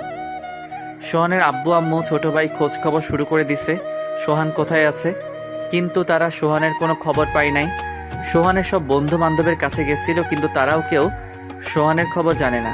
সোহানের আব্বু আম্মু সারাদিন খোঁজে রাতে বাসায় আসলো, দরজায় কড়া নাড়ল, সাথে সাথে রোজা দরজা খুলল। আজ সারাদিন রোজা দরজার পাশে বসেছিল, কখন নিয়ে আসবে সোহানকে আব্বু আম্মু। কিন্তু দরজা খুলে সোহানের আব্বু আম্মুর মুখ কালো দেখে রোজা কান্না করতে লাগলো আর বলতে লাগলো, আম্মু আমার স্বামী কই? মা কি বলবে, তার কাছে কোনো উত্তর নাই। তারপরও কোনো রকম ভাবে রোজাকে বলল, দেখ মা, তুই কোনো চিন্তা করিস না, আমি যেভাবে হোক তোর স্বামীকে তোর কাছে ফিরিয়ে দেব। রোজা মাকে জড়িয়ে ধরে কান্না করতে লাগলো। আম্মু আমি এত কষ্ট সইতে পারতেছি না, ওনারে ছাড়া আমার দম বন্ধ হয়ে আসে। মা রোজাকে বলল, একটু ধৈর্য ধর। আর কত আম্মু, এতদিন তোমরা আমারে কেন মিথ্যা বলছো যে উনি কাজে গেছে? তুই অসুস্থ ছিল আর আমি জানি তুই সোহানকে ভালোবাসিস। তুই যদি জানতি সোহান চলে গেছে তাহলে তুই কষ্ট পাবি, ভেঙে পড়বি, তাই বলিনি। কিন্তু আমি তোকে ওয়াদা করতেছি সোহানকে তোর কাছে এনে দেব যেভাবে হোক। এদিকে সোহান একটা আলাদা রুম নিছে। এখন একা একা মাঝে মাঝে মিজান এসে দেখা করে যায়। আমি সকাল 10টায় কাজে যাই আর বিকাল 4 বা 5টায় বাসায় আসি। এসে রান্না বান্না করে একটু বাইরে ঘোরাফেরা করি, তারপর খাওয়া দাওয়া করে ঘুম। রিয়ার কথা আমার অনেক মনে পড়ে, রোজার কথাও মনে পড়ে। রাতে ঘুমানোর সময় রোজার সাথে আমার বিয়ে হওয়ার পর ওর এক একটা রাত আমার আলাদাভাবে কাটছে। কোনো দিন রোজা রাগ করে থাকতো, কোনো দিন কান্না করতো, কোনো দিন জড়িয়ে ধরে শুয়ে থাকতো, কোনো দিন আবার অভিমান করত। আবার কোনো একদিন রাতে অনেক ভালোবাসা দিছিল আমাকে রোজা। জানি না ওই দিন রোজার কি হয়েছিল, বেঁচে আছে না মারা গেছে তাও জানি না। মাঝে মাঝে ফোনটা অন করতে মন চায়, মা আব্বুর সাথে কথা বলতে মন চায়, এখনই বাড়ি যাই। কিন্তু যখনই বাড়ি যেতে মন চায় তখনই আব্বুর ওই কথা মনে পড়ে, আমাদের একটু শান্তিতে থাকতে দে। তারা কি বোঝে না তাদের ছেড়ে থাকতে আমার কত কষ্ট হয়, কত খারাপ লাগে। কাউকে কিছু বলতেও পারি না, সইতেও পারি না। এভাবে দেখতে দেখতে আরও 1 মাস কেটে গেল। অনেক খোঁজ করছে সোহানকে, সোহানের আব্বু আম্মু, কিন্তু কোথাও সোহানকে পাই নাই। রোজা খাওয়া দাওয়া ধরতে গেলে ছেড়ে দিয়েছে, একবেলা খাইতো, 2 বেলা খায় না, তাও সোহানের মার জোড়াজড়িতে খাই। ঠিকমতো ঘুমিয়ে আসে না, ওর কাঁদতে কাঁদতে রাত পার করে। চোখের নিচে দেখে মনে হয় কেউ পাতিল থেকে কালি দিয়ে লাগিয়ে দিছে চোখের নিচে। রোজার এমন অবস্থা সইতে পারে না সোহানের মা শাড়ির আঁচলের আড়ালে মুখ চেপে বোবা কান্না করে। রোজা না খেতে অজ্ঞান হয়ে পড়ে। ডাক্তার ডাকার পর, ডাক্তার চেক আপ করার পর সোহানের মাকে বলে, মিষ্টি খাওয়ান। মানে আপনি দাদি হতে চলেছেন। মা আব্বু এই কথা শুনে খুশিতে কান্না করে দিল। রোজার জ্ঞান ফেরার পর রোজার জন্য খাবার আনলো মা। ভাত মাখতে মাখতে মা বলল, এখন থেকে আর না খেয়ে থাকবি না, কারণ এখন আর তুই একা না, বুঝলি? মানে আম্মু, আর আমি এখন ভাত খাবো না। চুপচাপ খা, নইলে আমার দাদুভাই কষ্ট পাবে। দাদু ভাই মানে? আরে পাগল, তোর গর্বে তোর স্বামীর সন্তান। রোজা রোজার পেটের উপর হাত দিয়ে অবাক চোখে সোহানের মায়ের দিকে চেয়ে আছে। সোহানের মা ইশারায় মাথা নাড়িয়ে রোজাকে হ্যাঁ বলল। রোজা ঢুকরে কেঁদে উঠল। সোহানের মা বাম হাত দিয়ে রোজাকে জড়িয়ে ধরে বলল, এখন থেকে আর তুই নিজেকে নিজে কষ্ট দিবি না। এখন তোর ভিতরে কিন্তু ছোট্ট সোহান বড় হচ্ছে। রোজা অনবরত কান্না করতে আছে।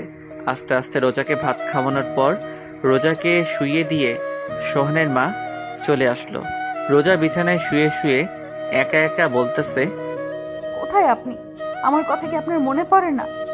আমি কি করছি? আমাকে এইভাবে কেন কষ্ট দেন? আমারও নিয়ে যাইতেন আপনার সাথে। আমার ভালো লাগে না আপনারে ছাড়া। আপনি কেন বোঝেন না? পাগলের মতো একা একা কথা বলতে থাকে রোজা। এভাবে দেখতে দেখতে আরো 1 মাস চলে গেল। রোজা এখন নিজেকে একটু শক্ত করছে, কারণ তার স্বামীর সন্তান তার গর্ভে। বিয়ের পর সোহানকে কিছুই দিতে পারে নাই রোজা, তাই সোহান যে দিন আসবে সেদিন সোহানকে সোহানের সন্তান দেবে। সোহানের মা সারাদিন রোজার আশেপাশে থাকে, রোজাকে কোনো কাজ করতে দেয় না। রোজার কখন কি প্রয়োজন রোজার বলার আগে এনে দেয়, কিন্তু সোহানকে এনে দিতে পারল না। সোহানের মা অনেক কবিরাজের কাছে গেছে সোহানকে ফিরে আনানোর জন্য। কবিরাজরা তাবিজ তুবিজ দিছে, কিন্তু তাতে কোনো কাজ হয় নাই। রিয়ার আম্মু কিভাবে সোহানের বিয়েটা হয়েছে সেটা জানার পর রোজাকে দেখতে আসছিল, কিন্তু ওনার ভুলটা বুঝতে পারে যে এই বিয়েতে সোহানের কোনো মত ছিল না। শুধু সোহানের আব্বু আম্মুর জন্য দায়ী করে বিয়েটা করছে। রোজা এতিম জেনে রোজাকে রিয়ার স্থান দেয় রিয়ার মা। রোজাকে মেয়ে হিসেবে মেনে নেয় রিয়ার মা সোহানের আম্মুকে বলে, সোহান যেদিন আসবে তার পরের দিনই রোজাকে আমাদের বাড়ি থেকে অনুষ্ঠান করে উঠিয়ে দেবে সোহানের ঘরে। একটু হলেও শান্তি বিরাজ করতেছিল সোহানের ঘরে, কিন্তু এদিকে সোহান কাজে যায়, খায় দায়, ঘুমায়। এখন রিয়ার চাইতে রোজাকে বেশি মনে পড়ে, কেন জানি না মন চায় রোজার কাছে যাইতে। মাঝে মাঝে মনে হয় রোজা আমাকে ডাকতেছে। কি মনে করে আজ ফোনটা অন করলাম, হাজার হাজার SMS, মিসড কল, মা, আব্বু, সজীব, ইমন, আরও কিছু বন্ধুদের মিসড কল আসছে। খুব বেশি অবাক হলাম রিয়ার মার মিসড কল দেখে। ফোনটা হাতে নিয়ে এইসব SMS-গুলো দেখতেছিলাম। এরই মধ্যে সজীবের ফোনটার দিকে এক ধ্যানে তাকিয়ে আছি। দেখতে দেখতে ফোনটা কেটে গেল, ধ্যানটাও ভেঙে গেল। আবার ফোন সজীবের, রিসিভ করলাম। হ্যালো ভাইয়া, তুমি কোথায়? আমি নিশ্চুপ, কোনো কথা বলতেছি না। সজীব হ্যালো হ্যালো বলেই যাচ্ছে। মা মা মা, ভাবি ভাবি, ও ভাবি। কি হয়েছে? ফোনের ওপাশে থেকে এই কথাগুলো শুনে ফোনটা কেটে দিলাম। কেন জানি না মার কণ্ঠস্বরটা শুনে মনটাই কীরকম একটা শান্তি লাগতেছে। ফোনটা অফ করে ঘুমিয়ে পড়লাম। এদিকে সোহানের ফোন অন পেয়ে সজীব অনেক খুশি হয়, কিন্তু সজীবের খুশি মাটি চাপা পড়ে যায় সোহান ফোন কেটে দেওয়াতে। সজীবের সামনে মা ভাবি দাঁড়িয়ে আছে, জিজ্ঞাসার দৃষ্টিতে তাকিয়ে আছে সজীবের দিকে। সজীব শান্তভাবে বলল, ভাইয়ার ফোন অন পাইছিলাম, ফোন ধরে হ্যাঁ বলেই কেটে দিল, এখন ফোন বন্ধ বলতেছে। রোজা মুখটা আড়াল করে কান্না করে দৌড়াতে দৌড়াতে রুমে চলে গেল। বিছানার উপর লাফ দিয়ে শুয়ে কান্না করতে লাগলো। সোহানের মা দরজার আড়াল করে দাঁড়িয়ে রোজার এমন কান্না দেখে। দেখা ছাড়া যে তার আর কিছুই করার নাই। রিয়ার আব্বু আম্মু, সোহানের আব্বু আম্মু, সজীব সোহানের কিছু খালাতো ভাই মিলে সোহানকে খুঁজছিল, কিন্তু কোথাও পেল না। খুঁজলো বলতে সোহানের সব বন্ধুদের বাসায় আরও টুকটাক জায়গায়। রাতে সবাই বাসায় আসলো খালি হাতে। দরজা খুলে যখন দেখে সোহান নাই, নিমিষেই মুখটা অন্ধকার হয়ে যায় রোজার। এভাবে দেখতে দেখতে আরও কিছুদিন কেটে গেল। একদিন সকালে ইমন আসলো সোহানের বাসায়। দরজায় কড়া দিয়ে দাঁড়িয়ে আছে। সোহানের আম্মু এসে দরজা খুলল। ইমনকে দেখেই বলল, আরে ইমন, আয় ভিতরে আয়। ইমন ভিতরে যে বসলো। তুই বস, আমি চা নিয়ে আসি। না খালা, চা খাবো না, একটু আগে খেয়েছি। আগে বলেন, সোহানের কোনো খোঁজ পাইলেন? না, এখনো কোনো খোঁজ খবর পাই নাই। তুই জানিস সোহান কোথায়? জানি না কোথায় আছে, কিন্তু কার কাছে আছে সেটা জানি। ইমনের কথা শুনে মার চোখ ভিজে উঠল। ভেজা ভেজা চোখে ইমনকে জিজ্ঞাসা করলো, কার কাছে আছে আমার সোহান? খালা, মিজান থাকতো না আপনাদের বাসার বাসায়? আমার মনে হয় সোহান ওর কাছে আছে, কেননা এই দেখেন মিজান আর সোহানের একটা ফটো ফেসবুকে মিজান ছাড়ছে। সোহানের মা এক ধ্যানে ছবিটার দিকে তাকিয়ে আছে। ফোনটা হাতে নিয়ে রোজার রুমে গেল সোহানের মা। যে দেখে রোজা বিছানায় শুয়ে শুয়ে পেটের উপর হাত দিয়ে কান্না করতেছে। রোজা সোহানের মাকে দেখে বৃথা চেষ্টা করলো চোখের পানি আড়াল করার। সোহানের মা রোজার পাশে বসে ফোনটা দেখিয়ে বলল, এই দেখ তোর স্বামী। রোজা চুপচাপ ছবিটার দিকে তাকিয়ে আছে। ফোনটায় সোহানের ছবির উপর হাত দিয়ে সোহানকে অনুভব করতে লাগলো। আর চোখ থেকে তো পানি পড়তেছে। তুই আর কান্না করবি না, তোর স্বামীরা তোর কাছে 2 দিনের মধ্যে এনে দিব। আম্মু আমি এখনই যাবো ওনার কাছে। এতদিন ধৈর্য ধরছিস, আর 2টা দিন মা, একটু ধৈর্য ধর। এই কথা বলে ফোনটা নিয়ে ইমনের কাছে দিল। আরও কিছুক্ষণ ইমনের সাথে কথা বলল মা। তারপর ইমন চলে গেল। কিছুক্ষণ পর সোহানের আব্বু বাসায় আসলো। আসার সাথেই সোহানের আম্মু জিজ্ঞাসা করলো, পাশের বাসা রেহানারা থাকতে মনে আছে? মনে থাকবে না কেন? মিজানের আম্মু কথা বলছো তো? হুম। তারা তো 4 বছর আগে এখান থেকে চলে গেছে, তো এখন কি? আমাদের সোহান ওখানে। কি? তোমার ডায়েরিতে নাম্বার আছে, ফোন দাও রোহানকে। তুমি জানলে কেমন করে? আর ওরাতে ঢাকা থাকে? এত কথা বলার সময় নাই, তুমি নাম্বার বের করে ফোন দাও। আর আমি জানি ওরা ঢাকা থাকে, তার জন্য সচিব গেছে টিকিট কাটতে। তুমি শুধু ফোন দিয়ে জিজ্ঞাসা করো ঢাকা কোথায় থাকে সোহান। মিজানের মার সাথে কথাবার্তা বলে রওনা হলো ঢাকার উদ্দেশ্যে। সোহানের আব্বু আম্মু সজীব আর রোজাও যাচ্ছে ঢাকায়। সারাটা পথ রোজা কান্না করতেছিল, কিন্তু ওর মুখে এক অদ্ভুত রকমের তৃপ্তি ছিল। সকাল 8টায় দরজায় অনেক জোরে ধাক্কাধাক্কির আওয়াজ শুনে ঘুম ভাঙল। ঘুম ঘুম চোখে দরজা খোলা মাত্রই কেউ একজন ঝাপটে করে জড়িয়ে ধরল। সামনের দিকে তাকিয়ে দেখি মা, আব্বু, সজীব দাঁড়িয়ে আছে। আর রোজা আমাকে জড়িয়ে ধরে কান্না করতে লাগলো। রোজাকে নিজের থেকে ছাড়িয়ে নিতে যাব, তখনই মা ইশারায় বলল ওকে রুমে নিয়ে যেতে। রোজার কানের কাছে মুখ নিয়ে বললাম, ছাড়ো, সবাই দেখতেছে। রোজা কোনো কথা বলতেছে না, আমাকে জড়িয়ে ধরে কান্না করতেছে। রোজাকে জড়িয়ে ধরা অবস্থায় রুমে নিয়ে আসলাম। ওকে বিছানায় বসাতে যাব, রোজা আরও আমাকে ঘুরিয়ে বিছানায় ফেলে আমার বুকে মাথা দিয়ে কান্না করতেছে। ওর এমন কান্না দেখে নিজের কাছে অনেক খারাপ লাগতেছে। আমি রোজাকে বললাম, কান্নাটা থামাও, আমার শার্ট ভিজে যাচ্ছে। রোজা আমার কথার কোনো উত্তর না দিয়ে আমাকে আরও জোরে জড়িয়ে ধরে কান্না করতে লাগলো। রোজা প্লিজ কান্নাটা থামাও। রোজা কোনো কথা না বললে আমার হাতটা ওর পেটের উপর রাখলো। ছলো ছলো চোখে তাকিয়ে আছে রোজা। আমার বুঝতে বাকি না রোজা পেটের উপর হাত দিয়ে কি বোঝাতে যাচ্ছে। আমি খুশিতে ওর কপালে একটা গভীর চুমু খাই। রোজা চোখ বুঝে আরও শক্ত করে জড়িয়ে ধরলো আমায়। কিছুক্ষণ পর রোজা ঘুমিয়ে পড়ছে আমার বুকে। মা দরজার সামনে দাঁড়িয়ে আমাকে ডাকতেছে, উঠতে যাব। এর মধ্যে মা রুমে ঢুকলো। রোজা এখনো আমাকে জড়িয়ে ধরে ঘুমিয়ে আছে। উঠতে যাব, এরই মধ্যে মা বলে উঠলো, থাক, ওঠা লাগবে না, শুয়ে থাক তুই। রোজার মাথায় হাত বুলাতে বুলাতে মা বলল, কতদিন পর মেয়েটাকে একটু শান্তিতে ঘুমাতে দেখলাম। তুই চুপচাপ শুয়ে থাক, ওর ঘুম ভাঙলে উঠিস। মা এই কথা বলে বাইরে থেকে দরজা লাগিয়ে চলে গেল। আমি পলকহীনভাবে তাকিয়ে আছি রোজার দিকে। কত বদলে গেছে মাত্র কয়েক মাসে। ওর চোখে মুখে আগের মতো সেই মায়া নেই, কিন্তু কষ্টের ছাপ স্পষ্ট। ও এমনভাবে আমার বুকের উপর মাথা দিয়ে শুয়ে আছে যে আমি নড়াচড়া করতে পারতেছি না। এমনভাবে আমার বুকের উপর মাথা রেখে আছে। দুপুরবেলা রোজার ঘুম ভাঙল। বুক থেকে মাথাটা তুলে আমার দিকে ঘুম ঘুম চোখে তাকিয়ে আবার কান্না করে দিল। রোজার চোখের পানিটা মুছে দিয়ে বললাম, কি হইছে, কাঁদতেছো কেন? ও কোনো কথা না বলে শক্ত করে জড়িয়ে ধরে বুকের উপর মাথা রেখে কান্না করতেছে। আমি ওর পিঠে আস্তে করে হাত দিয়ে একটু নাড়া দিয়ে বললাম, রোজা, তোমাকে আমি একদিন বলছি আমার সামনে কান্না করবে না। এইবার রোজা কান্না থামিয়ে চুপচাপ বুকে শুয়ে আছে। রোজা, রোজা, রোজা, কি কথা বলবা না? আচ্ছা ঠিক আছে, কথা বলা লাগবে না, এরকম বোবা হয়ে থাকো। দেখি সরো, আমি উঠবো। এই কথা বলার সাথে সাথে রোজা আরো শক্ত করে আমাকে জড়িয়ে ধরলো। তা কিছু তো বলো। আপনি আমাকে রেখে চলে আসছেন কেন? আমি কোনো কথা না বলে চুপচাপ শুয়ে আছি। আমার চুপ থাকা দেখে রোজা বলল, আপনি কি আমাকে আরো কষ্ট দিবেন? কি রকম অদ্ভুতভাবে কথাটা বলল রোজা। আমার কাছে মনে হলো ওর এই কথাটা বলতে অনেক কষ্ট হয়েছে। আমার আবার চুপ থাকা দেখে রোজা আস্তে আস্তে ওর মুখটা আমার মুখের কাছে আনলো আর বলল, কি হলো? এখন তো দেখি আপনি বোবা হয়ে গেছেন। আমি কি বলবো?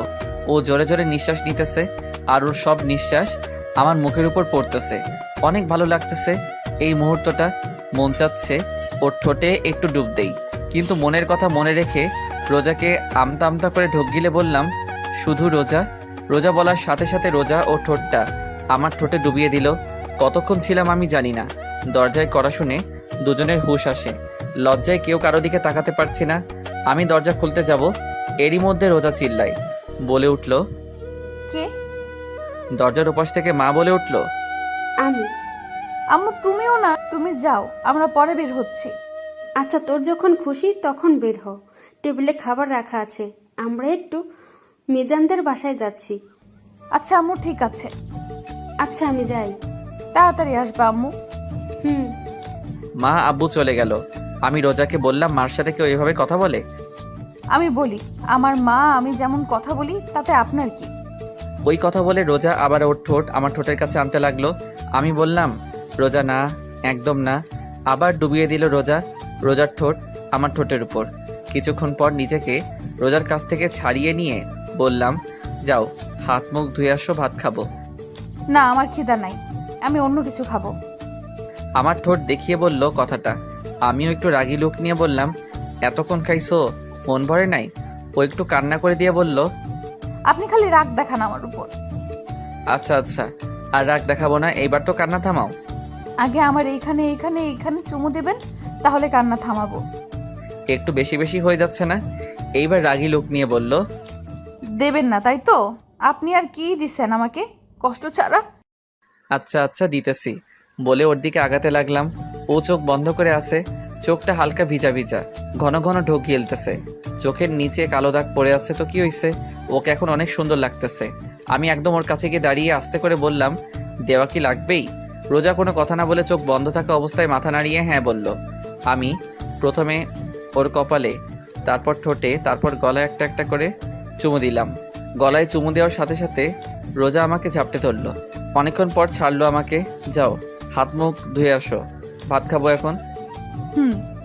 রোজা ফ্রেশ হয়ে আসলো, তারপর আমি একটু ফ্রেশ হলাম। দুজনে একসাথে খাবার টেবিলে বসলাম। আমি খেতে শুরু করলাম, কিন্তু রোজা না খেয়ে আঙুল দিয়ে ভাত নাড়াচাড়া করতেছে।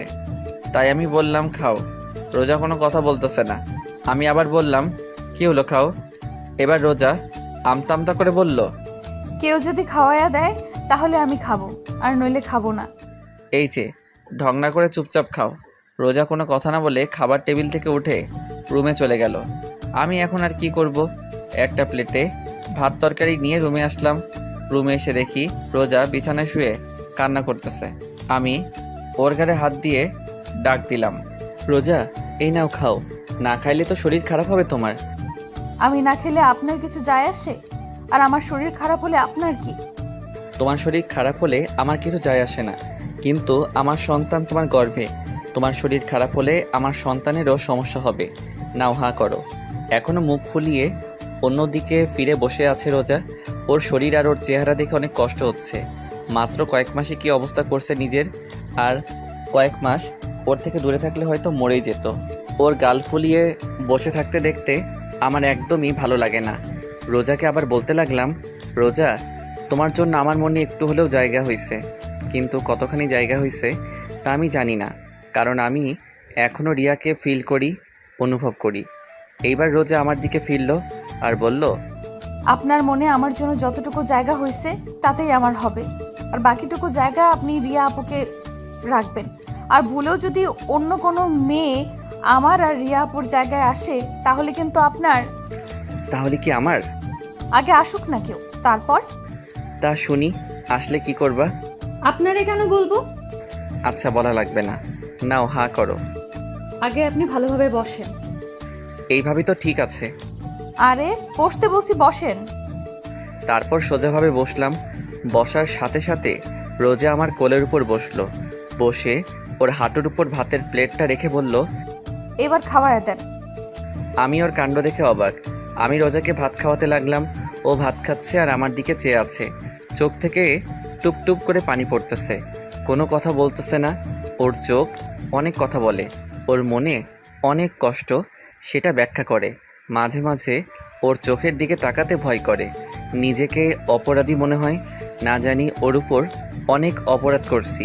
ওর সাথে খাওয়া শেষে রোজাকে বললাম, তুমি একটু রেস্ট নাও, আমি বাইরে থেকে আসতেছি। বলার সাথে সাথে রোজা আমার হাতটা ধরে ওর পেটের উপর রাখলো। আমি অবাক চোখে ওর দিকে তাকিয়ে আছি। ও চোখ বুজে আছে, জোরে জোরে নিঃশ্বাস নিচ্ছে। কিছু বলবে হয়তো, কিন্তু সাহস পাচ্ছে না। ওর নীরবতা দেখে আমি বললাম, কিছু বলবা? রোজা মাথা নাড়িয়ে হ্যাঁ বলল। আমি ওকে একটু সময় দিয়ে বললাম, আচ্ছা বলো কি বলবা। আমার যে হাতটা রোজার পেটের উপর ছিল, ওই হাতটা আর একটু জোরে চেপে ধরলো পেটের উপর আর বলল, আপনার সন্তানের কসম কেটে বলেন আপনি আর আমাকে রেখে কোথাও যাবেন না। আমি চুপচাপ ওর দিকে চেয়ে আছি আর ও করুণ চোখে আমার দিকে চেয়ে আছে। আমি ওর দিকে চেয়ে আছি। কি হলো বলুন। আমার কাছ থেকে কোনো উত্তর না পেয়ে আমার হাতটা ছেড়ে দিয়ে বিছানায় শুয়ে কান্না করতেছে। আমি ওর পাশে বসে আছি আর ও শুয়ে অন্যদিকে ফিরে কান্না করতেছে। আমি ভাবতেছি রোজাকে এখন কি বলবো। রোজা আমার কাছে থাকলে রিয়ার কথা মনে পড়ে যায় যে এখানে রিয়ার থাকার কথা ছিল। রোজা এসে ভাগ বসাইছে। আবার রোজা আমার কাছ থেকে দূরে থাকলে রোজাকে কাছে পেতে মন চায়। আমি আস্তে করে রোজার পিঠে হাত দিয়ে ডাক দিলাম, রোজা, রোজা দেখি এদিকে ফেরো। রোজা তারপরও চুপ করে আছে। ওকে একটু জোর করে আমার দিকে ফিরিয়ে ওর পেটে হাত দিয়ে বললাম, যদি তুমি ধরে রাখতে পারো তাহলে আজীবন তোমার সাথে থাকবো। রোজা ছলো ছলো চোখে আমার দিকে চেয়ে আছে। আমি বললাম, কি হলো, পারবা তো? পারবো মানে? ইনশাল্লাহ পারবো। পারলেই ভালো।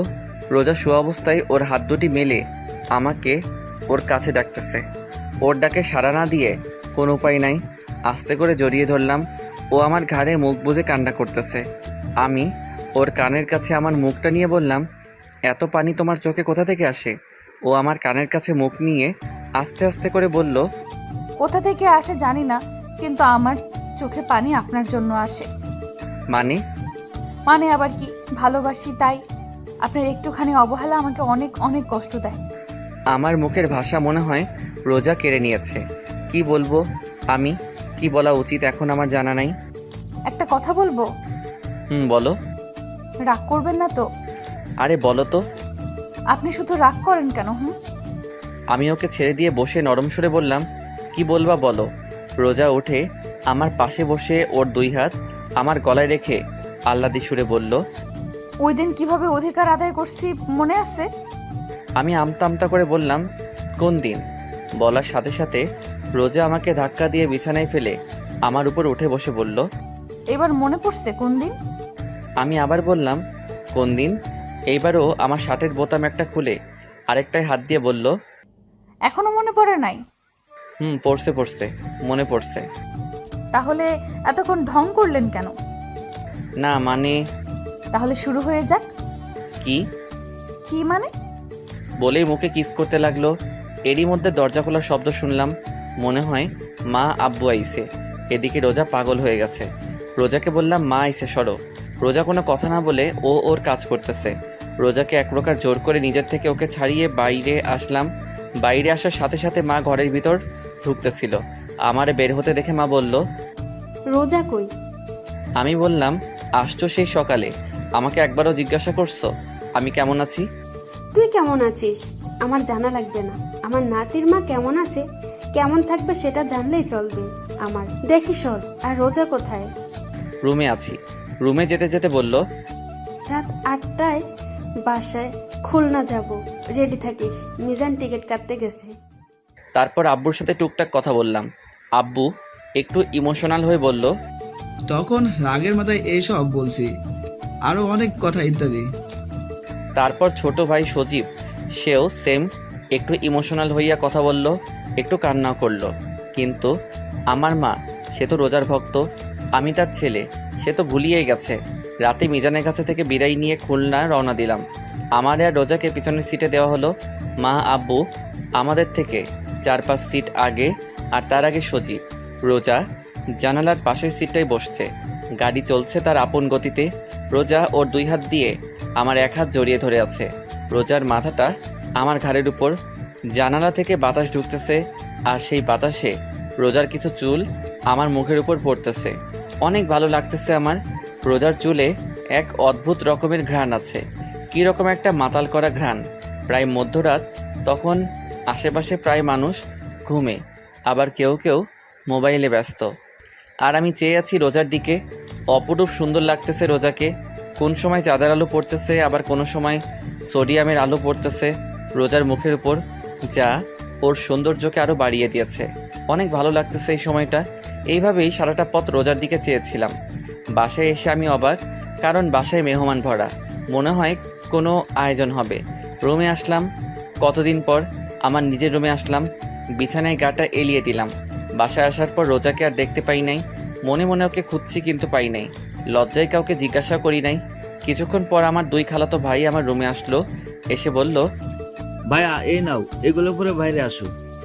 বলে আমার হাতে একটা নতুন লুঙ্গি আর একটা গেঞ্জি দিয়ে চলে গেল। আমি ওদের কথায় পাত্তা না দিয়ে লুঙ্গি আর গেঞ্জি বিছানার পাশে রেখে চুপচাপ বিছানায় শুয়ে আছি। রোজার অপেক্ষায় আছি কখন আসবে, কিন্তু ওর আসার কোনো নামগন্ধই নাই। কিছুক্ষণ পর মা আসলো। এসে বলল, কি হলো, তুই এখনো চেঞ্জ করিস নাই? মা, এইগুলো কেন পরবো?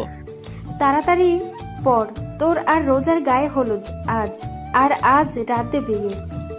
মা, এসব কি জন্য? তোর জানা লাগবে না, তাড়াতাড়ি পর এগুলা, পরে বাইরে আয়। বলে মা চলে গেল। এই রোজা যে কোথায় গেল? বাসায় আসার পর এখনও আমার সামনে আসলো না। লুঙ্গি আর গেঞ্জি পরে বাইরে আসলাম।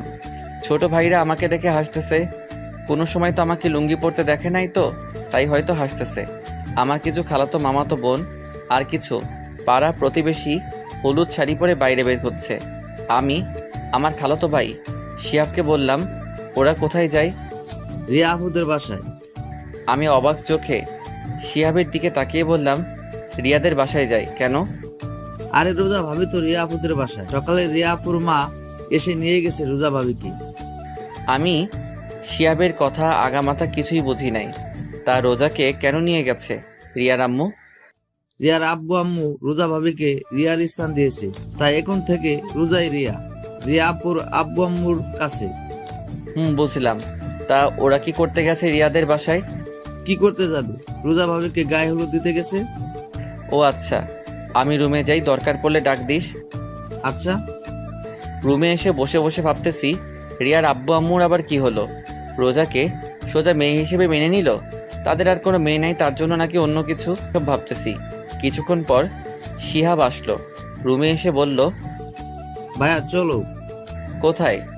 কোথায় আবার, বাইরে আসো, এখন তোমার গায়ে হলুদ দেবে। আমি আর কোনো কথা না বলে শিহাবের সাথে বাইরে আসলাম।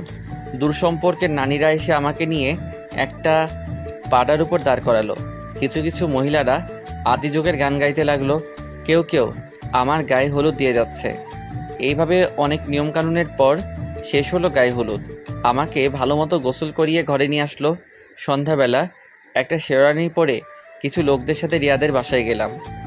অনেক সুন্দর করে সাজানো হয়েছে রিয়াদের বাড়ি। পুরা বাড়ি লাল নীল ছোট ছোট লাইটে ভরপুর। রিয়াদের বাড়ির ভিতর ঢুকলাম, বুকটা ধকধক করতেছে। বাড়িতে ঢোকার সাথে সাথে রিয়ার ছোট ভাই দৌড়ে এসে আমাকে জড়িয়ে ধরলো। আমি ওকে জড়িয়ে ধরে বললাম, কি হয়েছে? ও কোনো কথা না বলে আমার হাত ধরে বরের বসার জায়গায় বসলো। রিয়ার আব্বু আম্মু আমার আশেপাশে ছিল, কিন্তু কোনো কথা বলে নাই আমার সাথে। এখনও ধীরে ধীরে বিয়ের কাজ শেষ হলো। রিয়ার আব্বু আম্মু এখন আমার পাশে বসা। রিয়ার মা আমার মাকে ফোন দিয়ে বলল তাদের বাড়ি আসতে। রিয়ার আম্মু আমার পাশে বসে আছে, কিছু বলবে হয়তো, কিন্তু বলতে পারতেছে না। ওনার এরকম অবস্থা দেখে আমি জিজ্ঞাসা করলাম, খালা কেমন আছেন? কোনো কথা বলতেছে না, শাড়ির আঁচলটা মুখে দিয়ে অন্যদিকে ফিরে আছে। আমি এবার বললাম, মা কেমন আছেন? রিয়ার আম্মু আমার দিকে ছলো ছলো চোখে তাকিয়ে আছে। আমার সামনে দাঁড়িয়ে তার হাত দিয়ে আবার গাল ধরে বলল, আমাদের ক্ষমা করে দিস বাবা। আপনি এগুলো কি বলতেছেন? ওই দিন রিয়াকে তোরে দেখতে দিই নাই। আরে থামো, কি এসব কি কথা বলতেছো? না মা, নে। ওনার কথা বলা শেষ হবার আগে আমার মা আসলো। এসে রিয়ার আম্মুকে বলল, কিসের জন্য ডাকলে? চল নতুন বউ, বরকে একসাথে ঘরে তুলে নি। চল, এতে আবার আমারে ডাকা লাগে?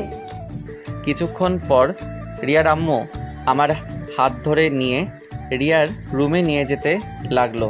পিছে তাকিয়ে দেখি রোজাকে মা আমার পিছনে পিছনে নিয়ে আসতেছে। রিয়ার রুমে আসলাম।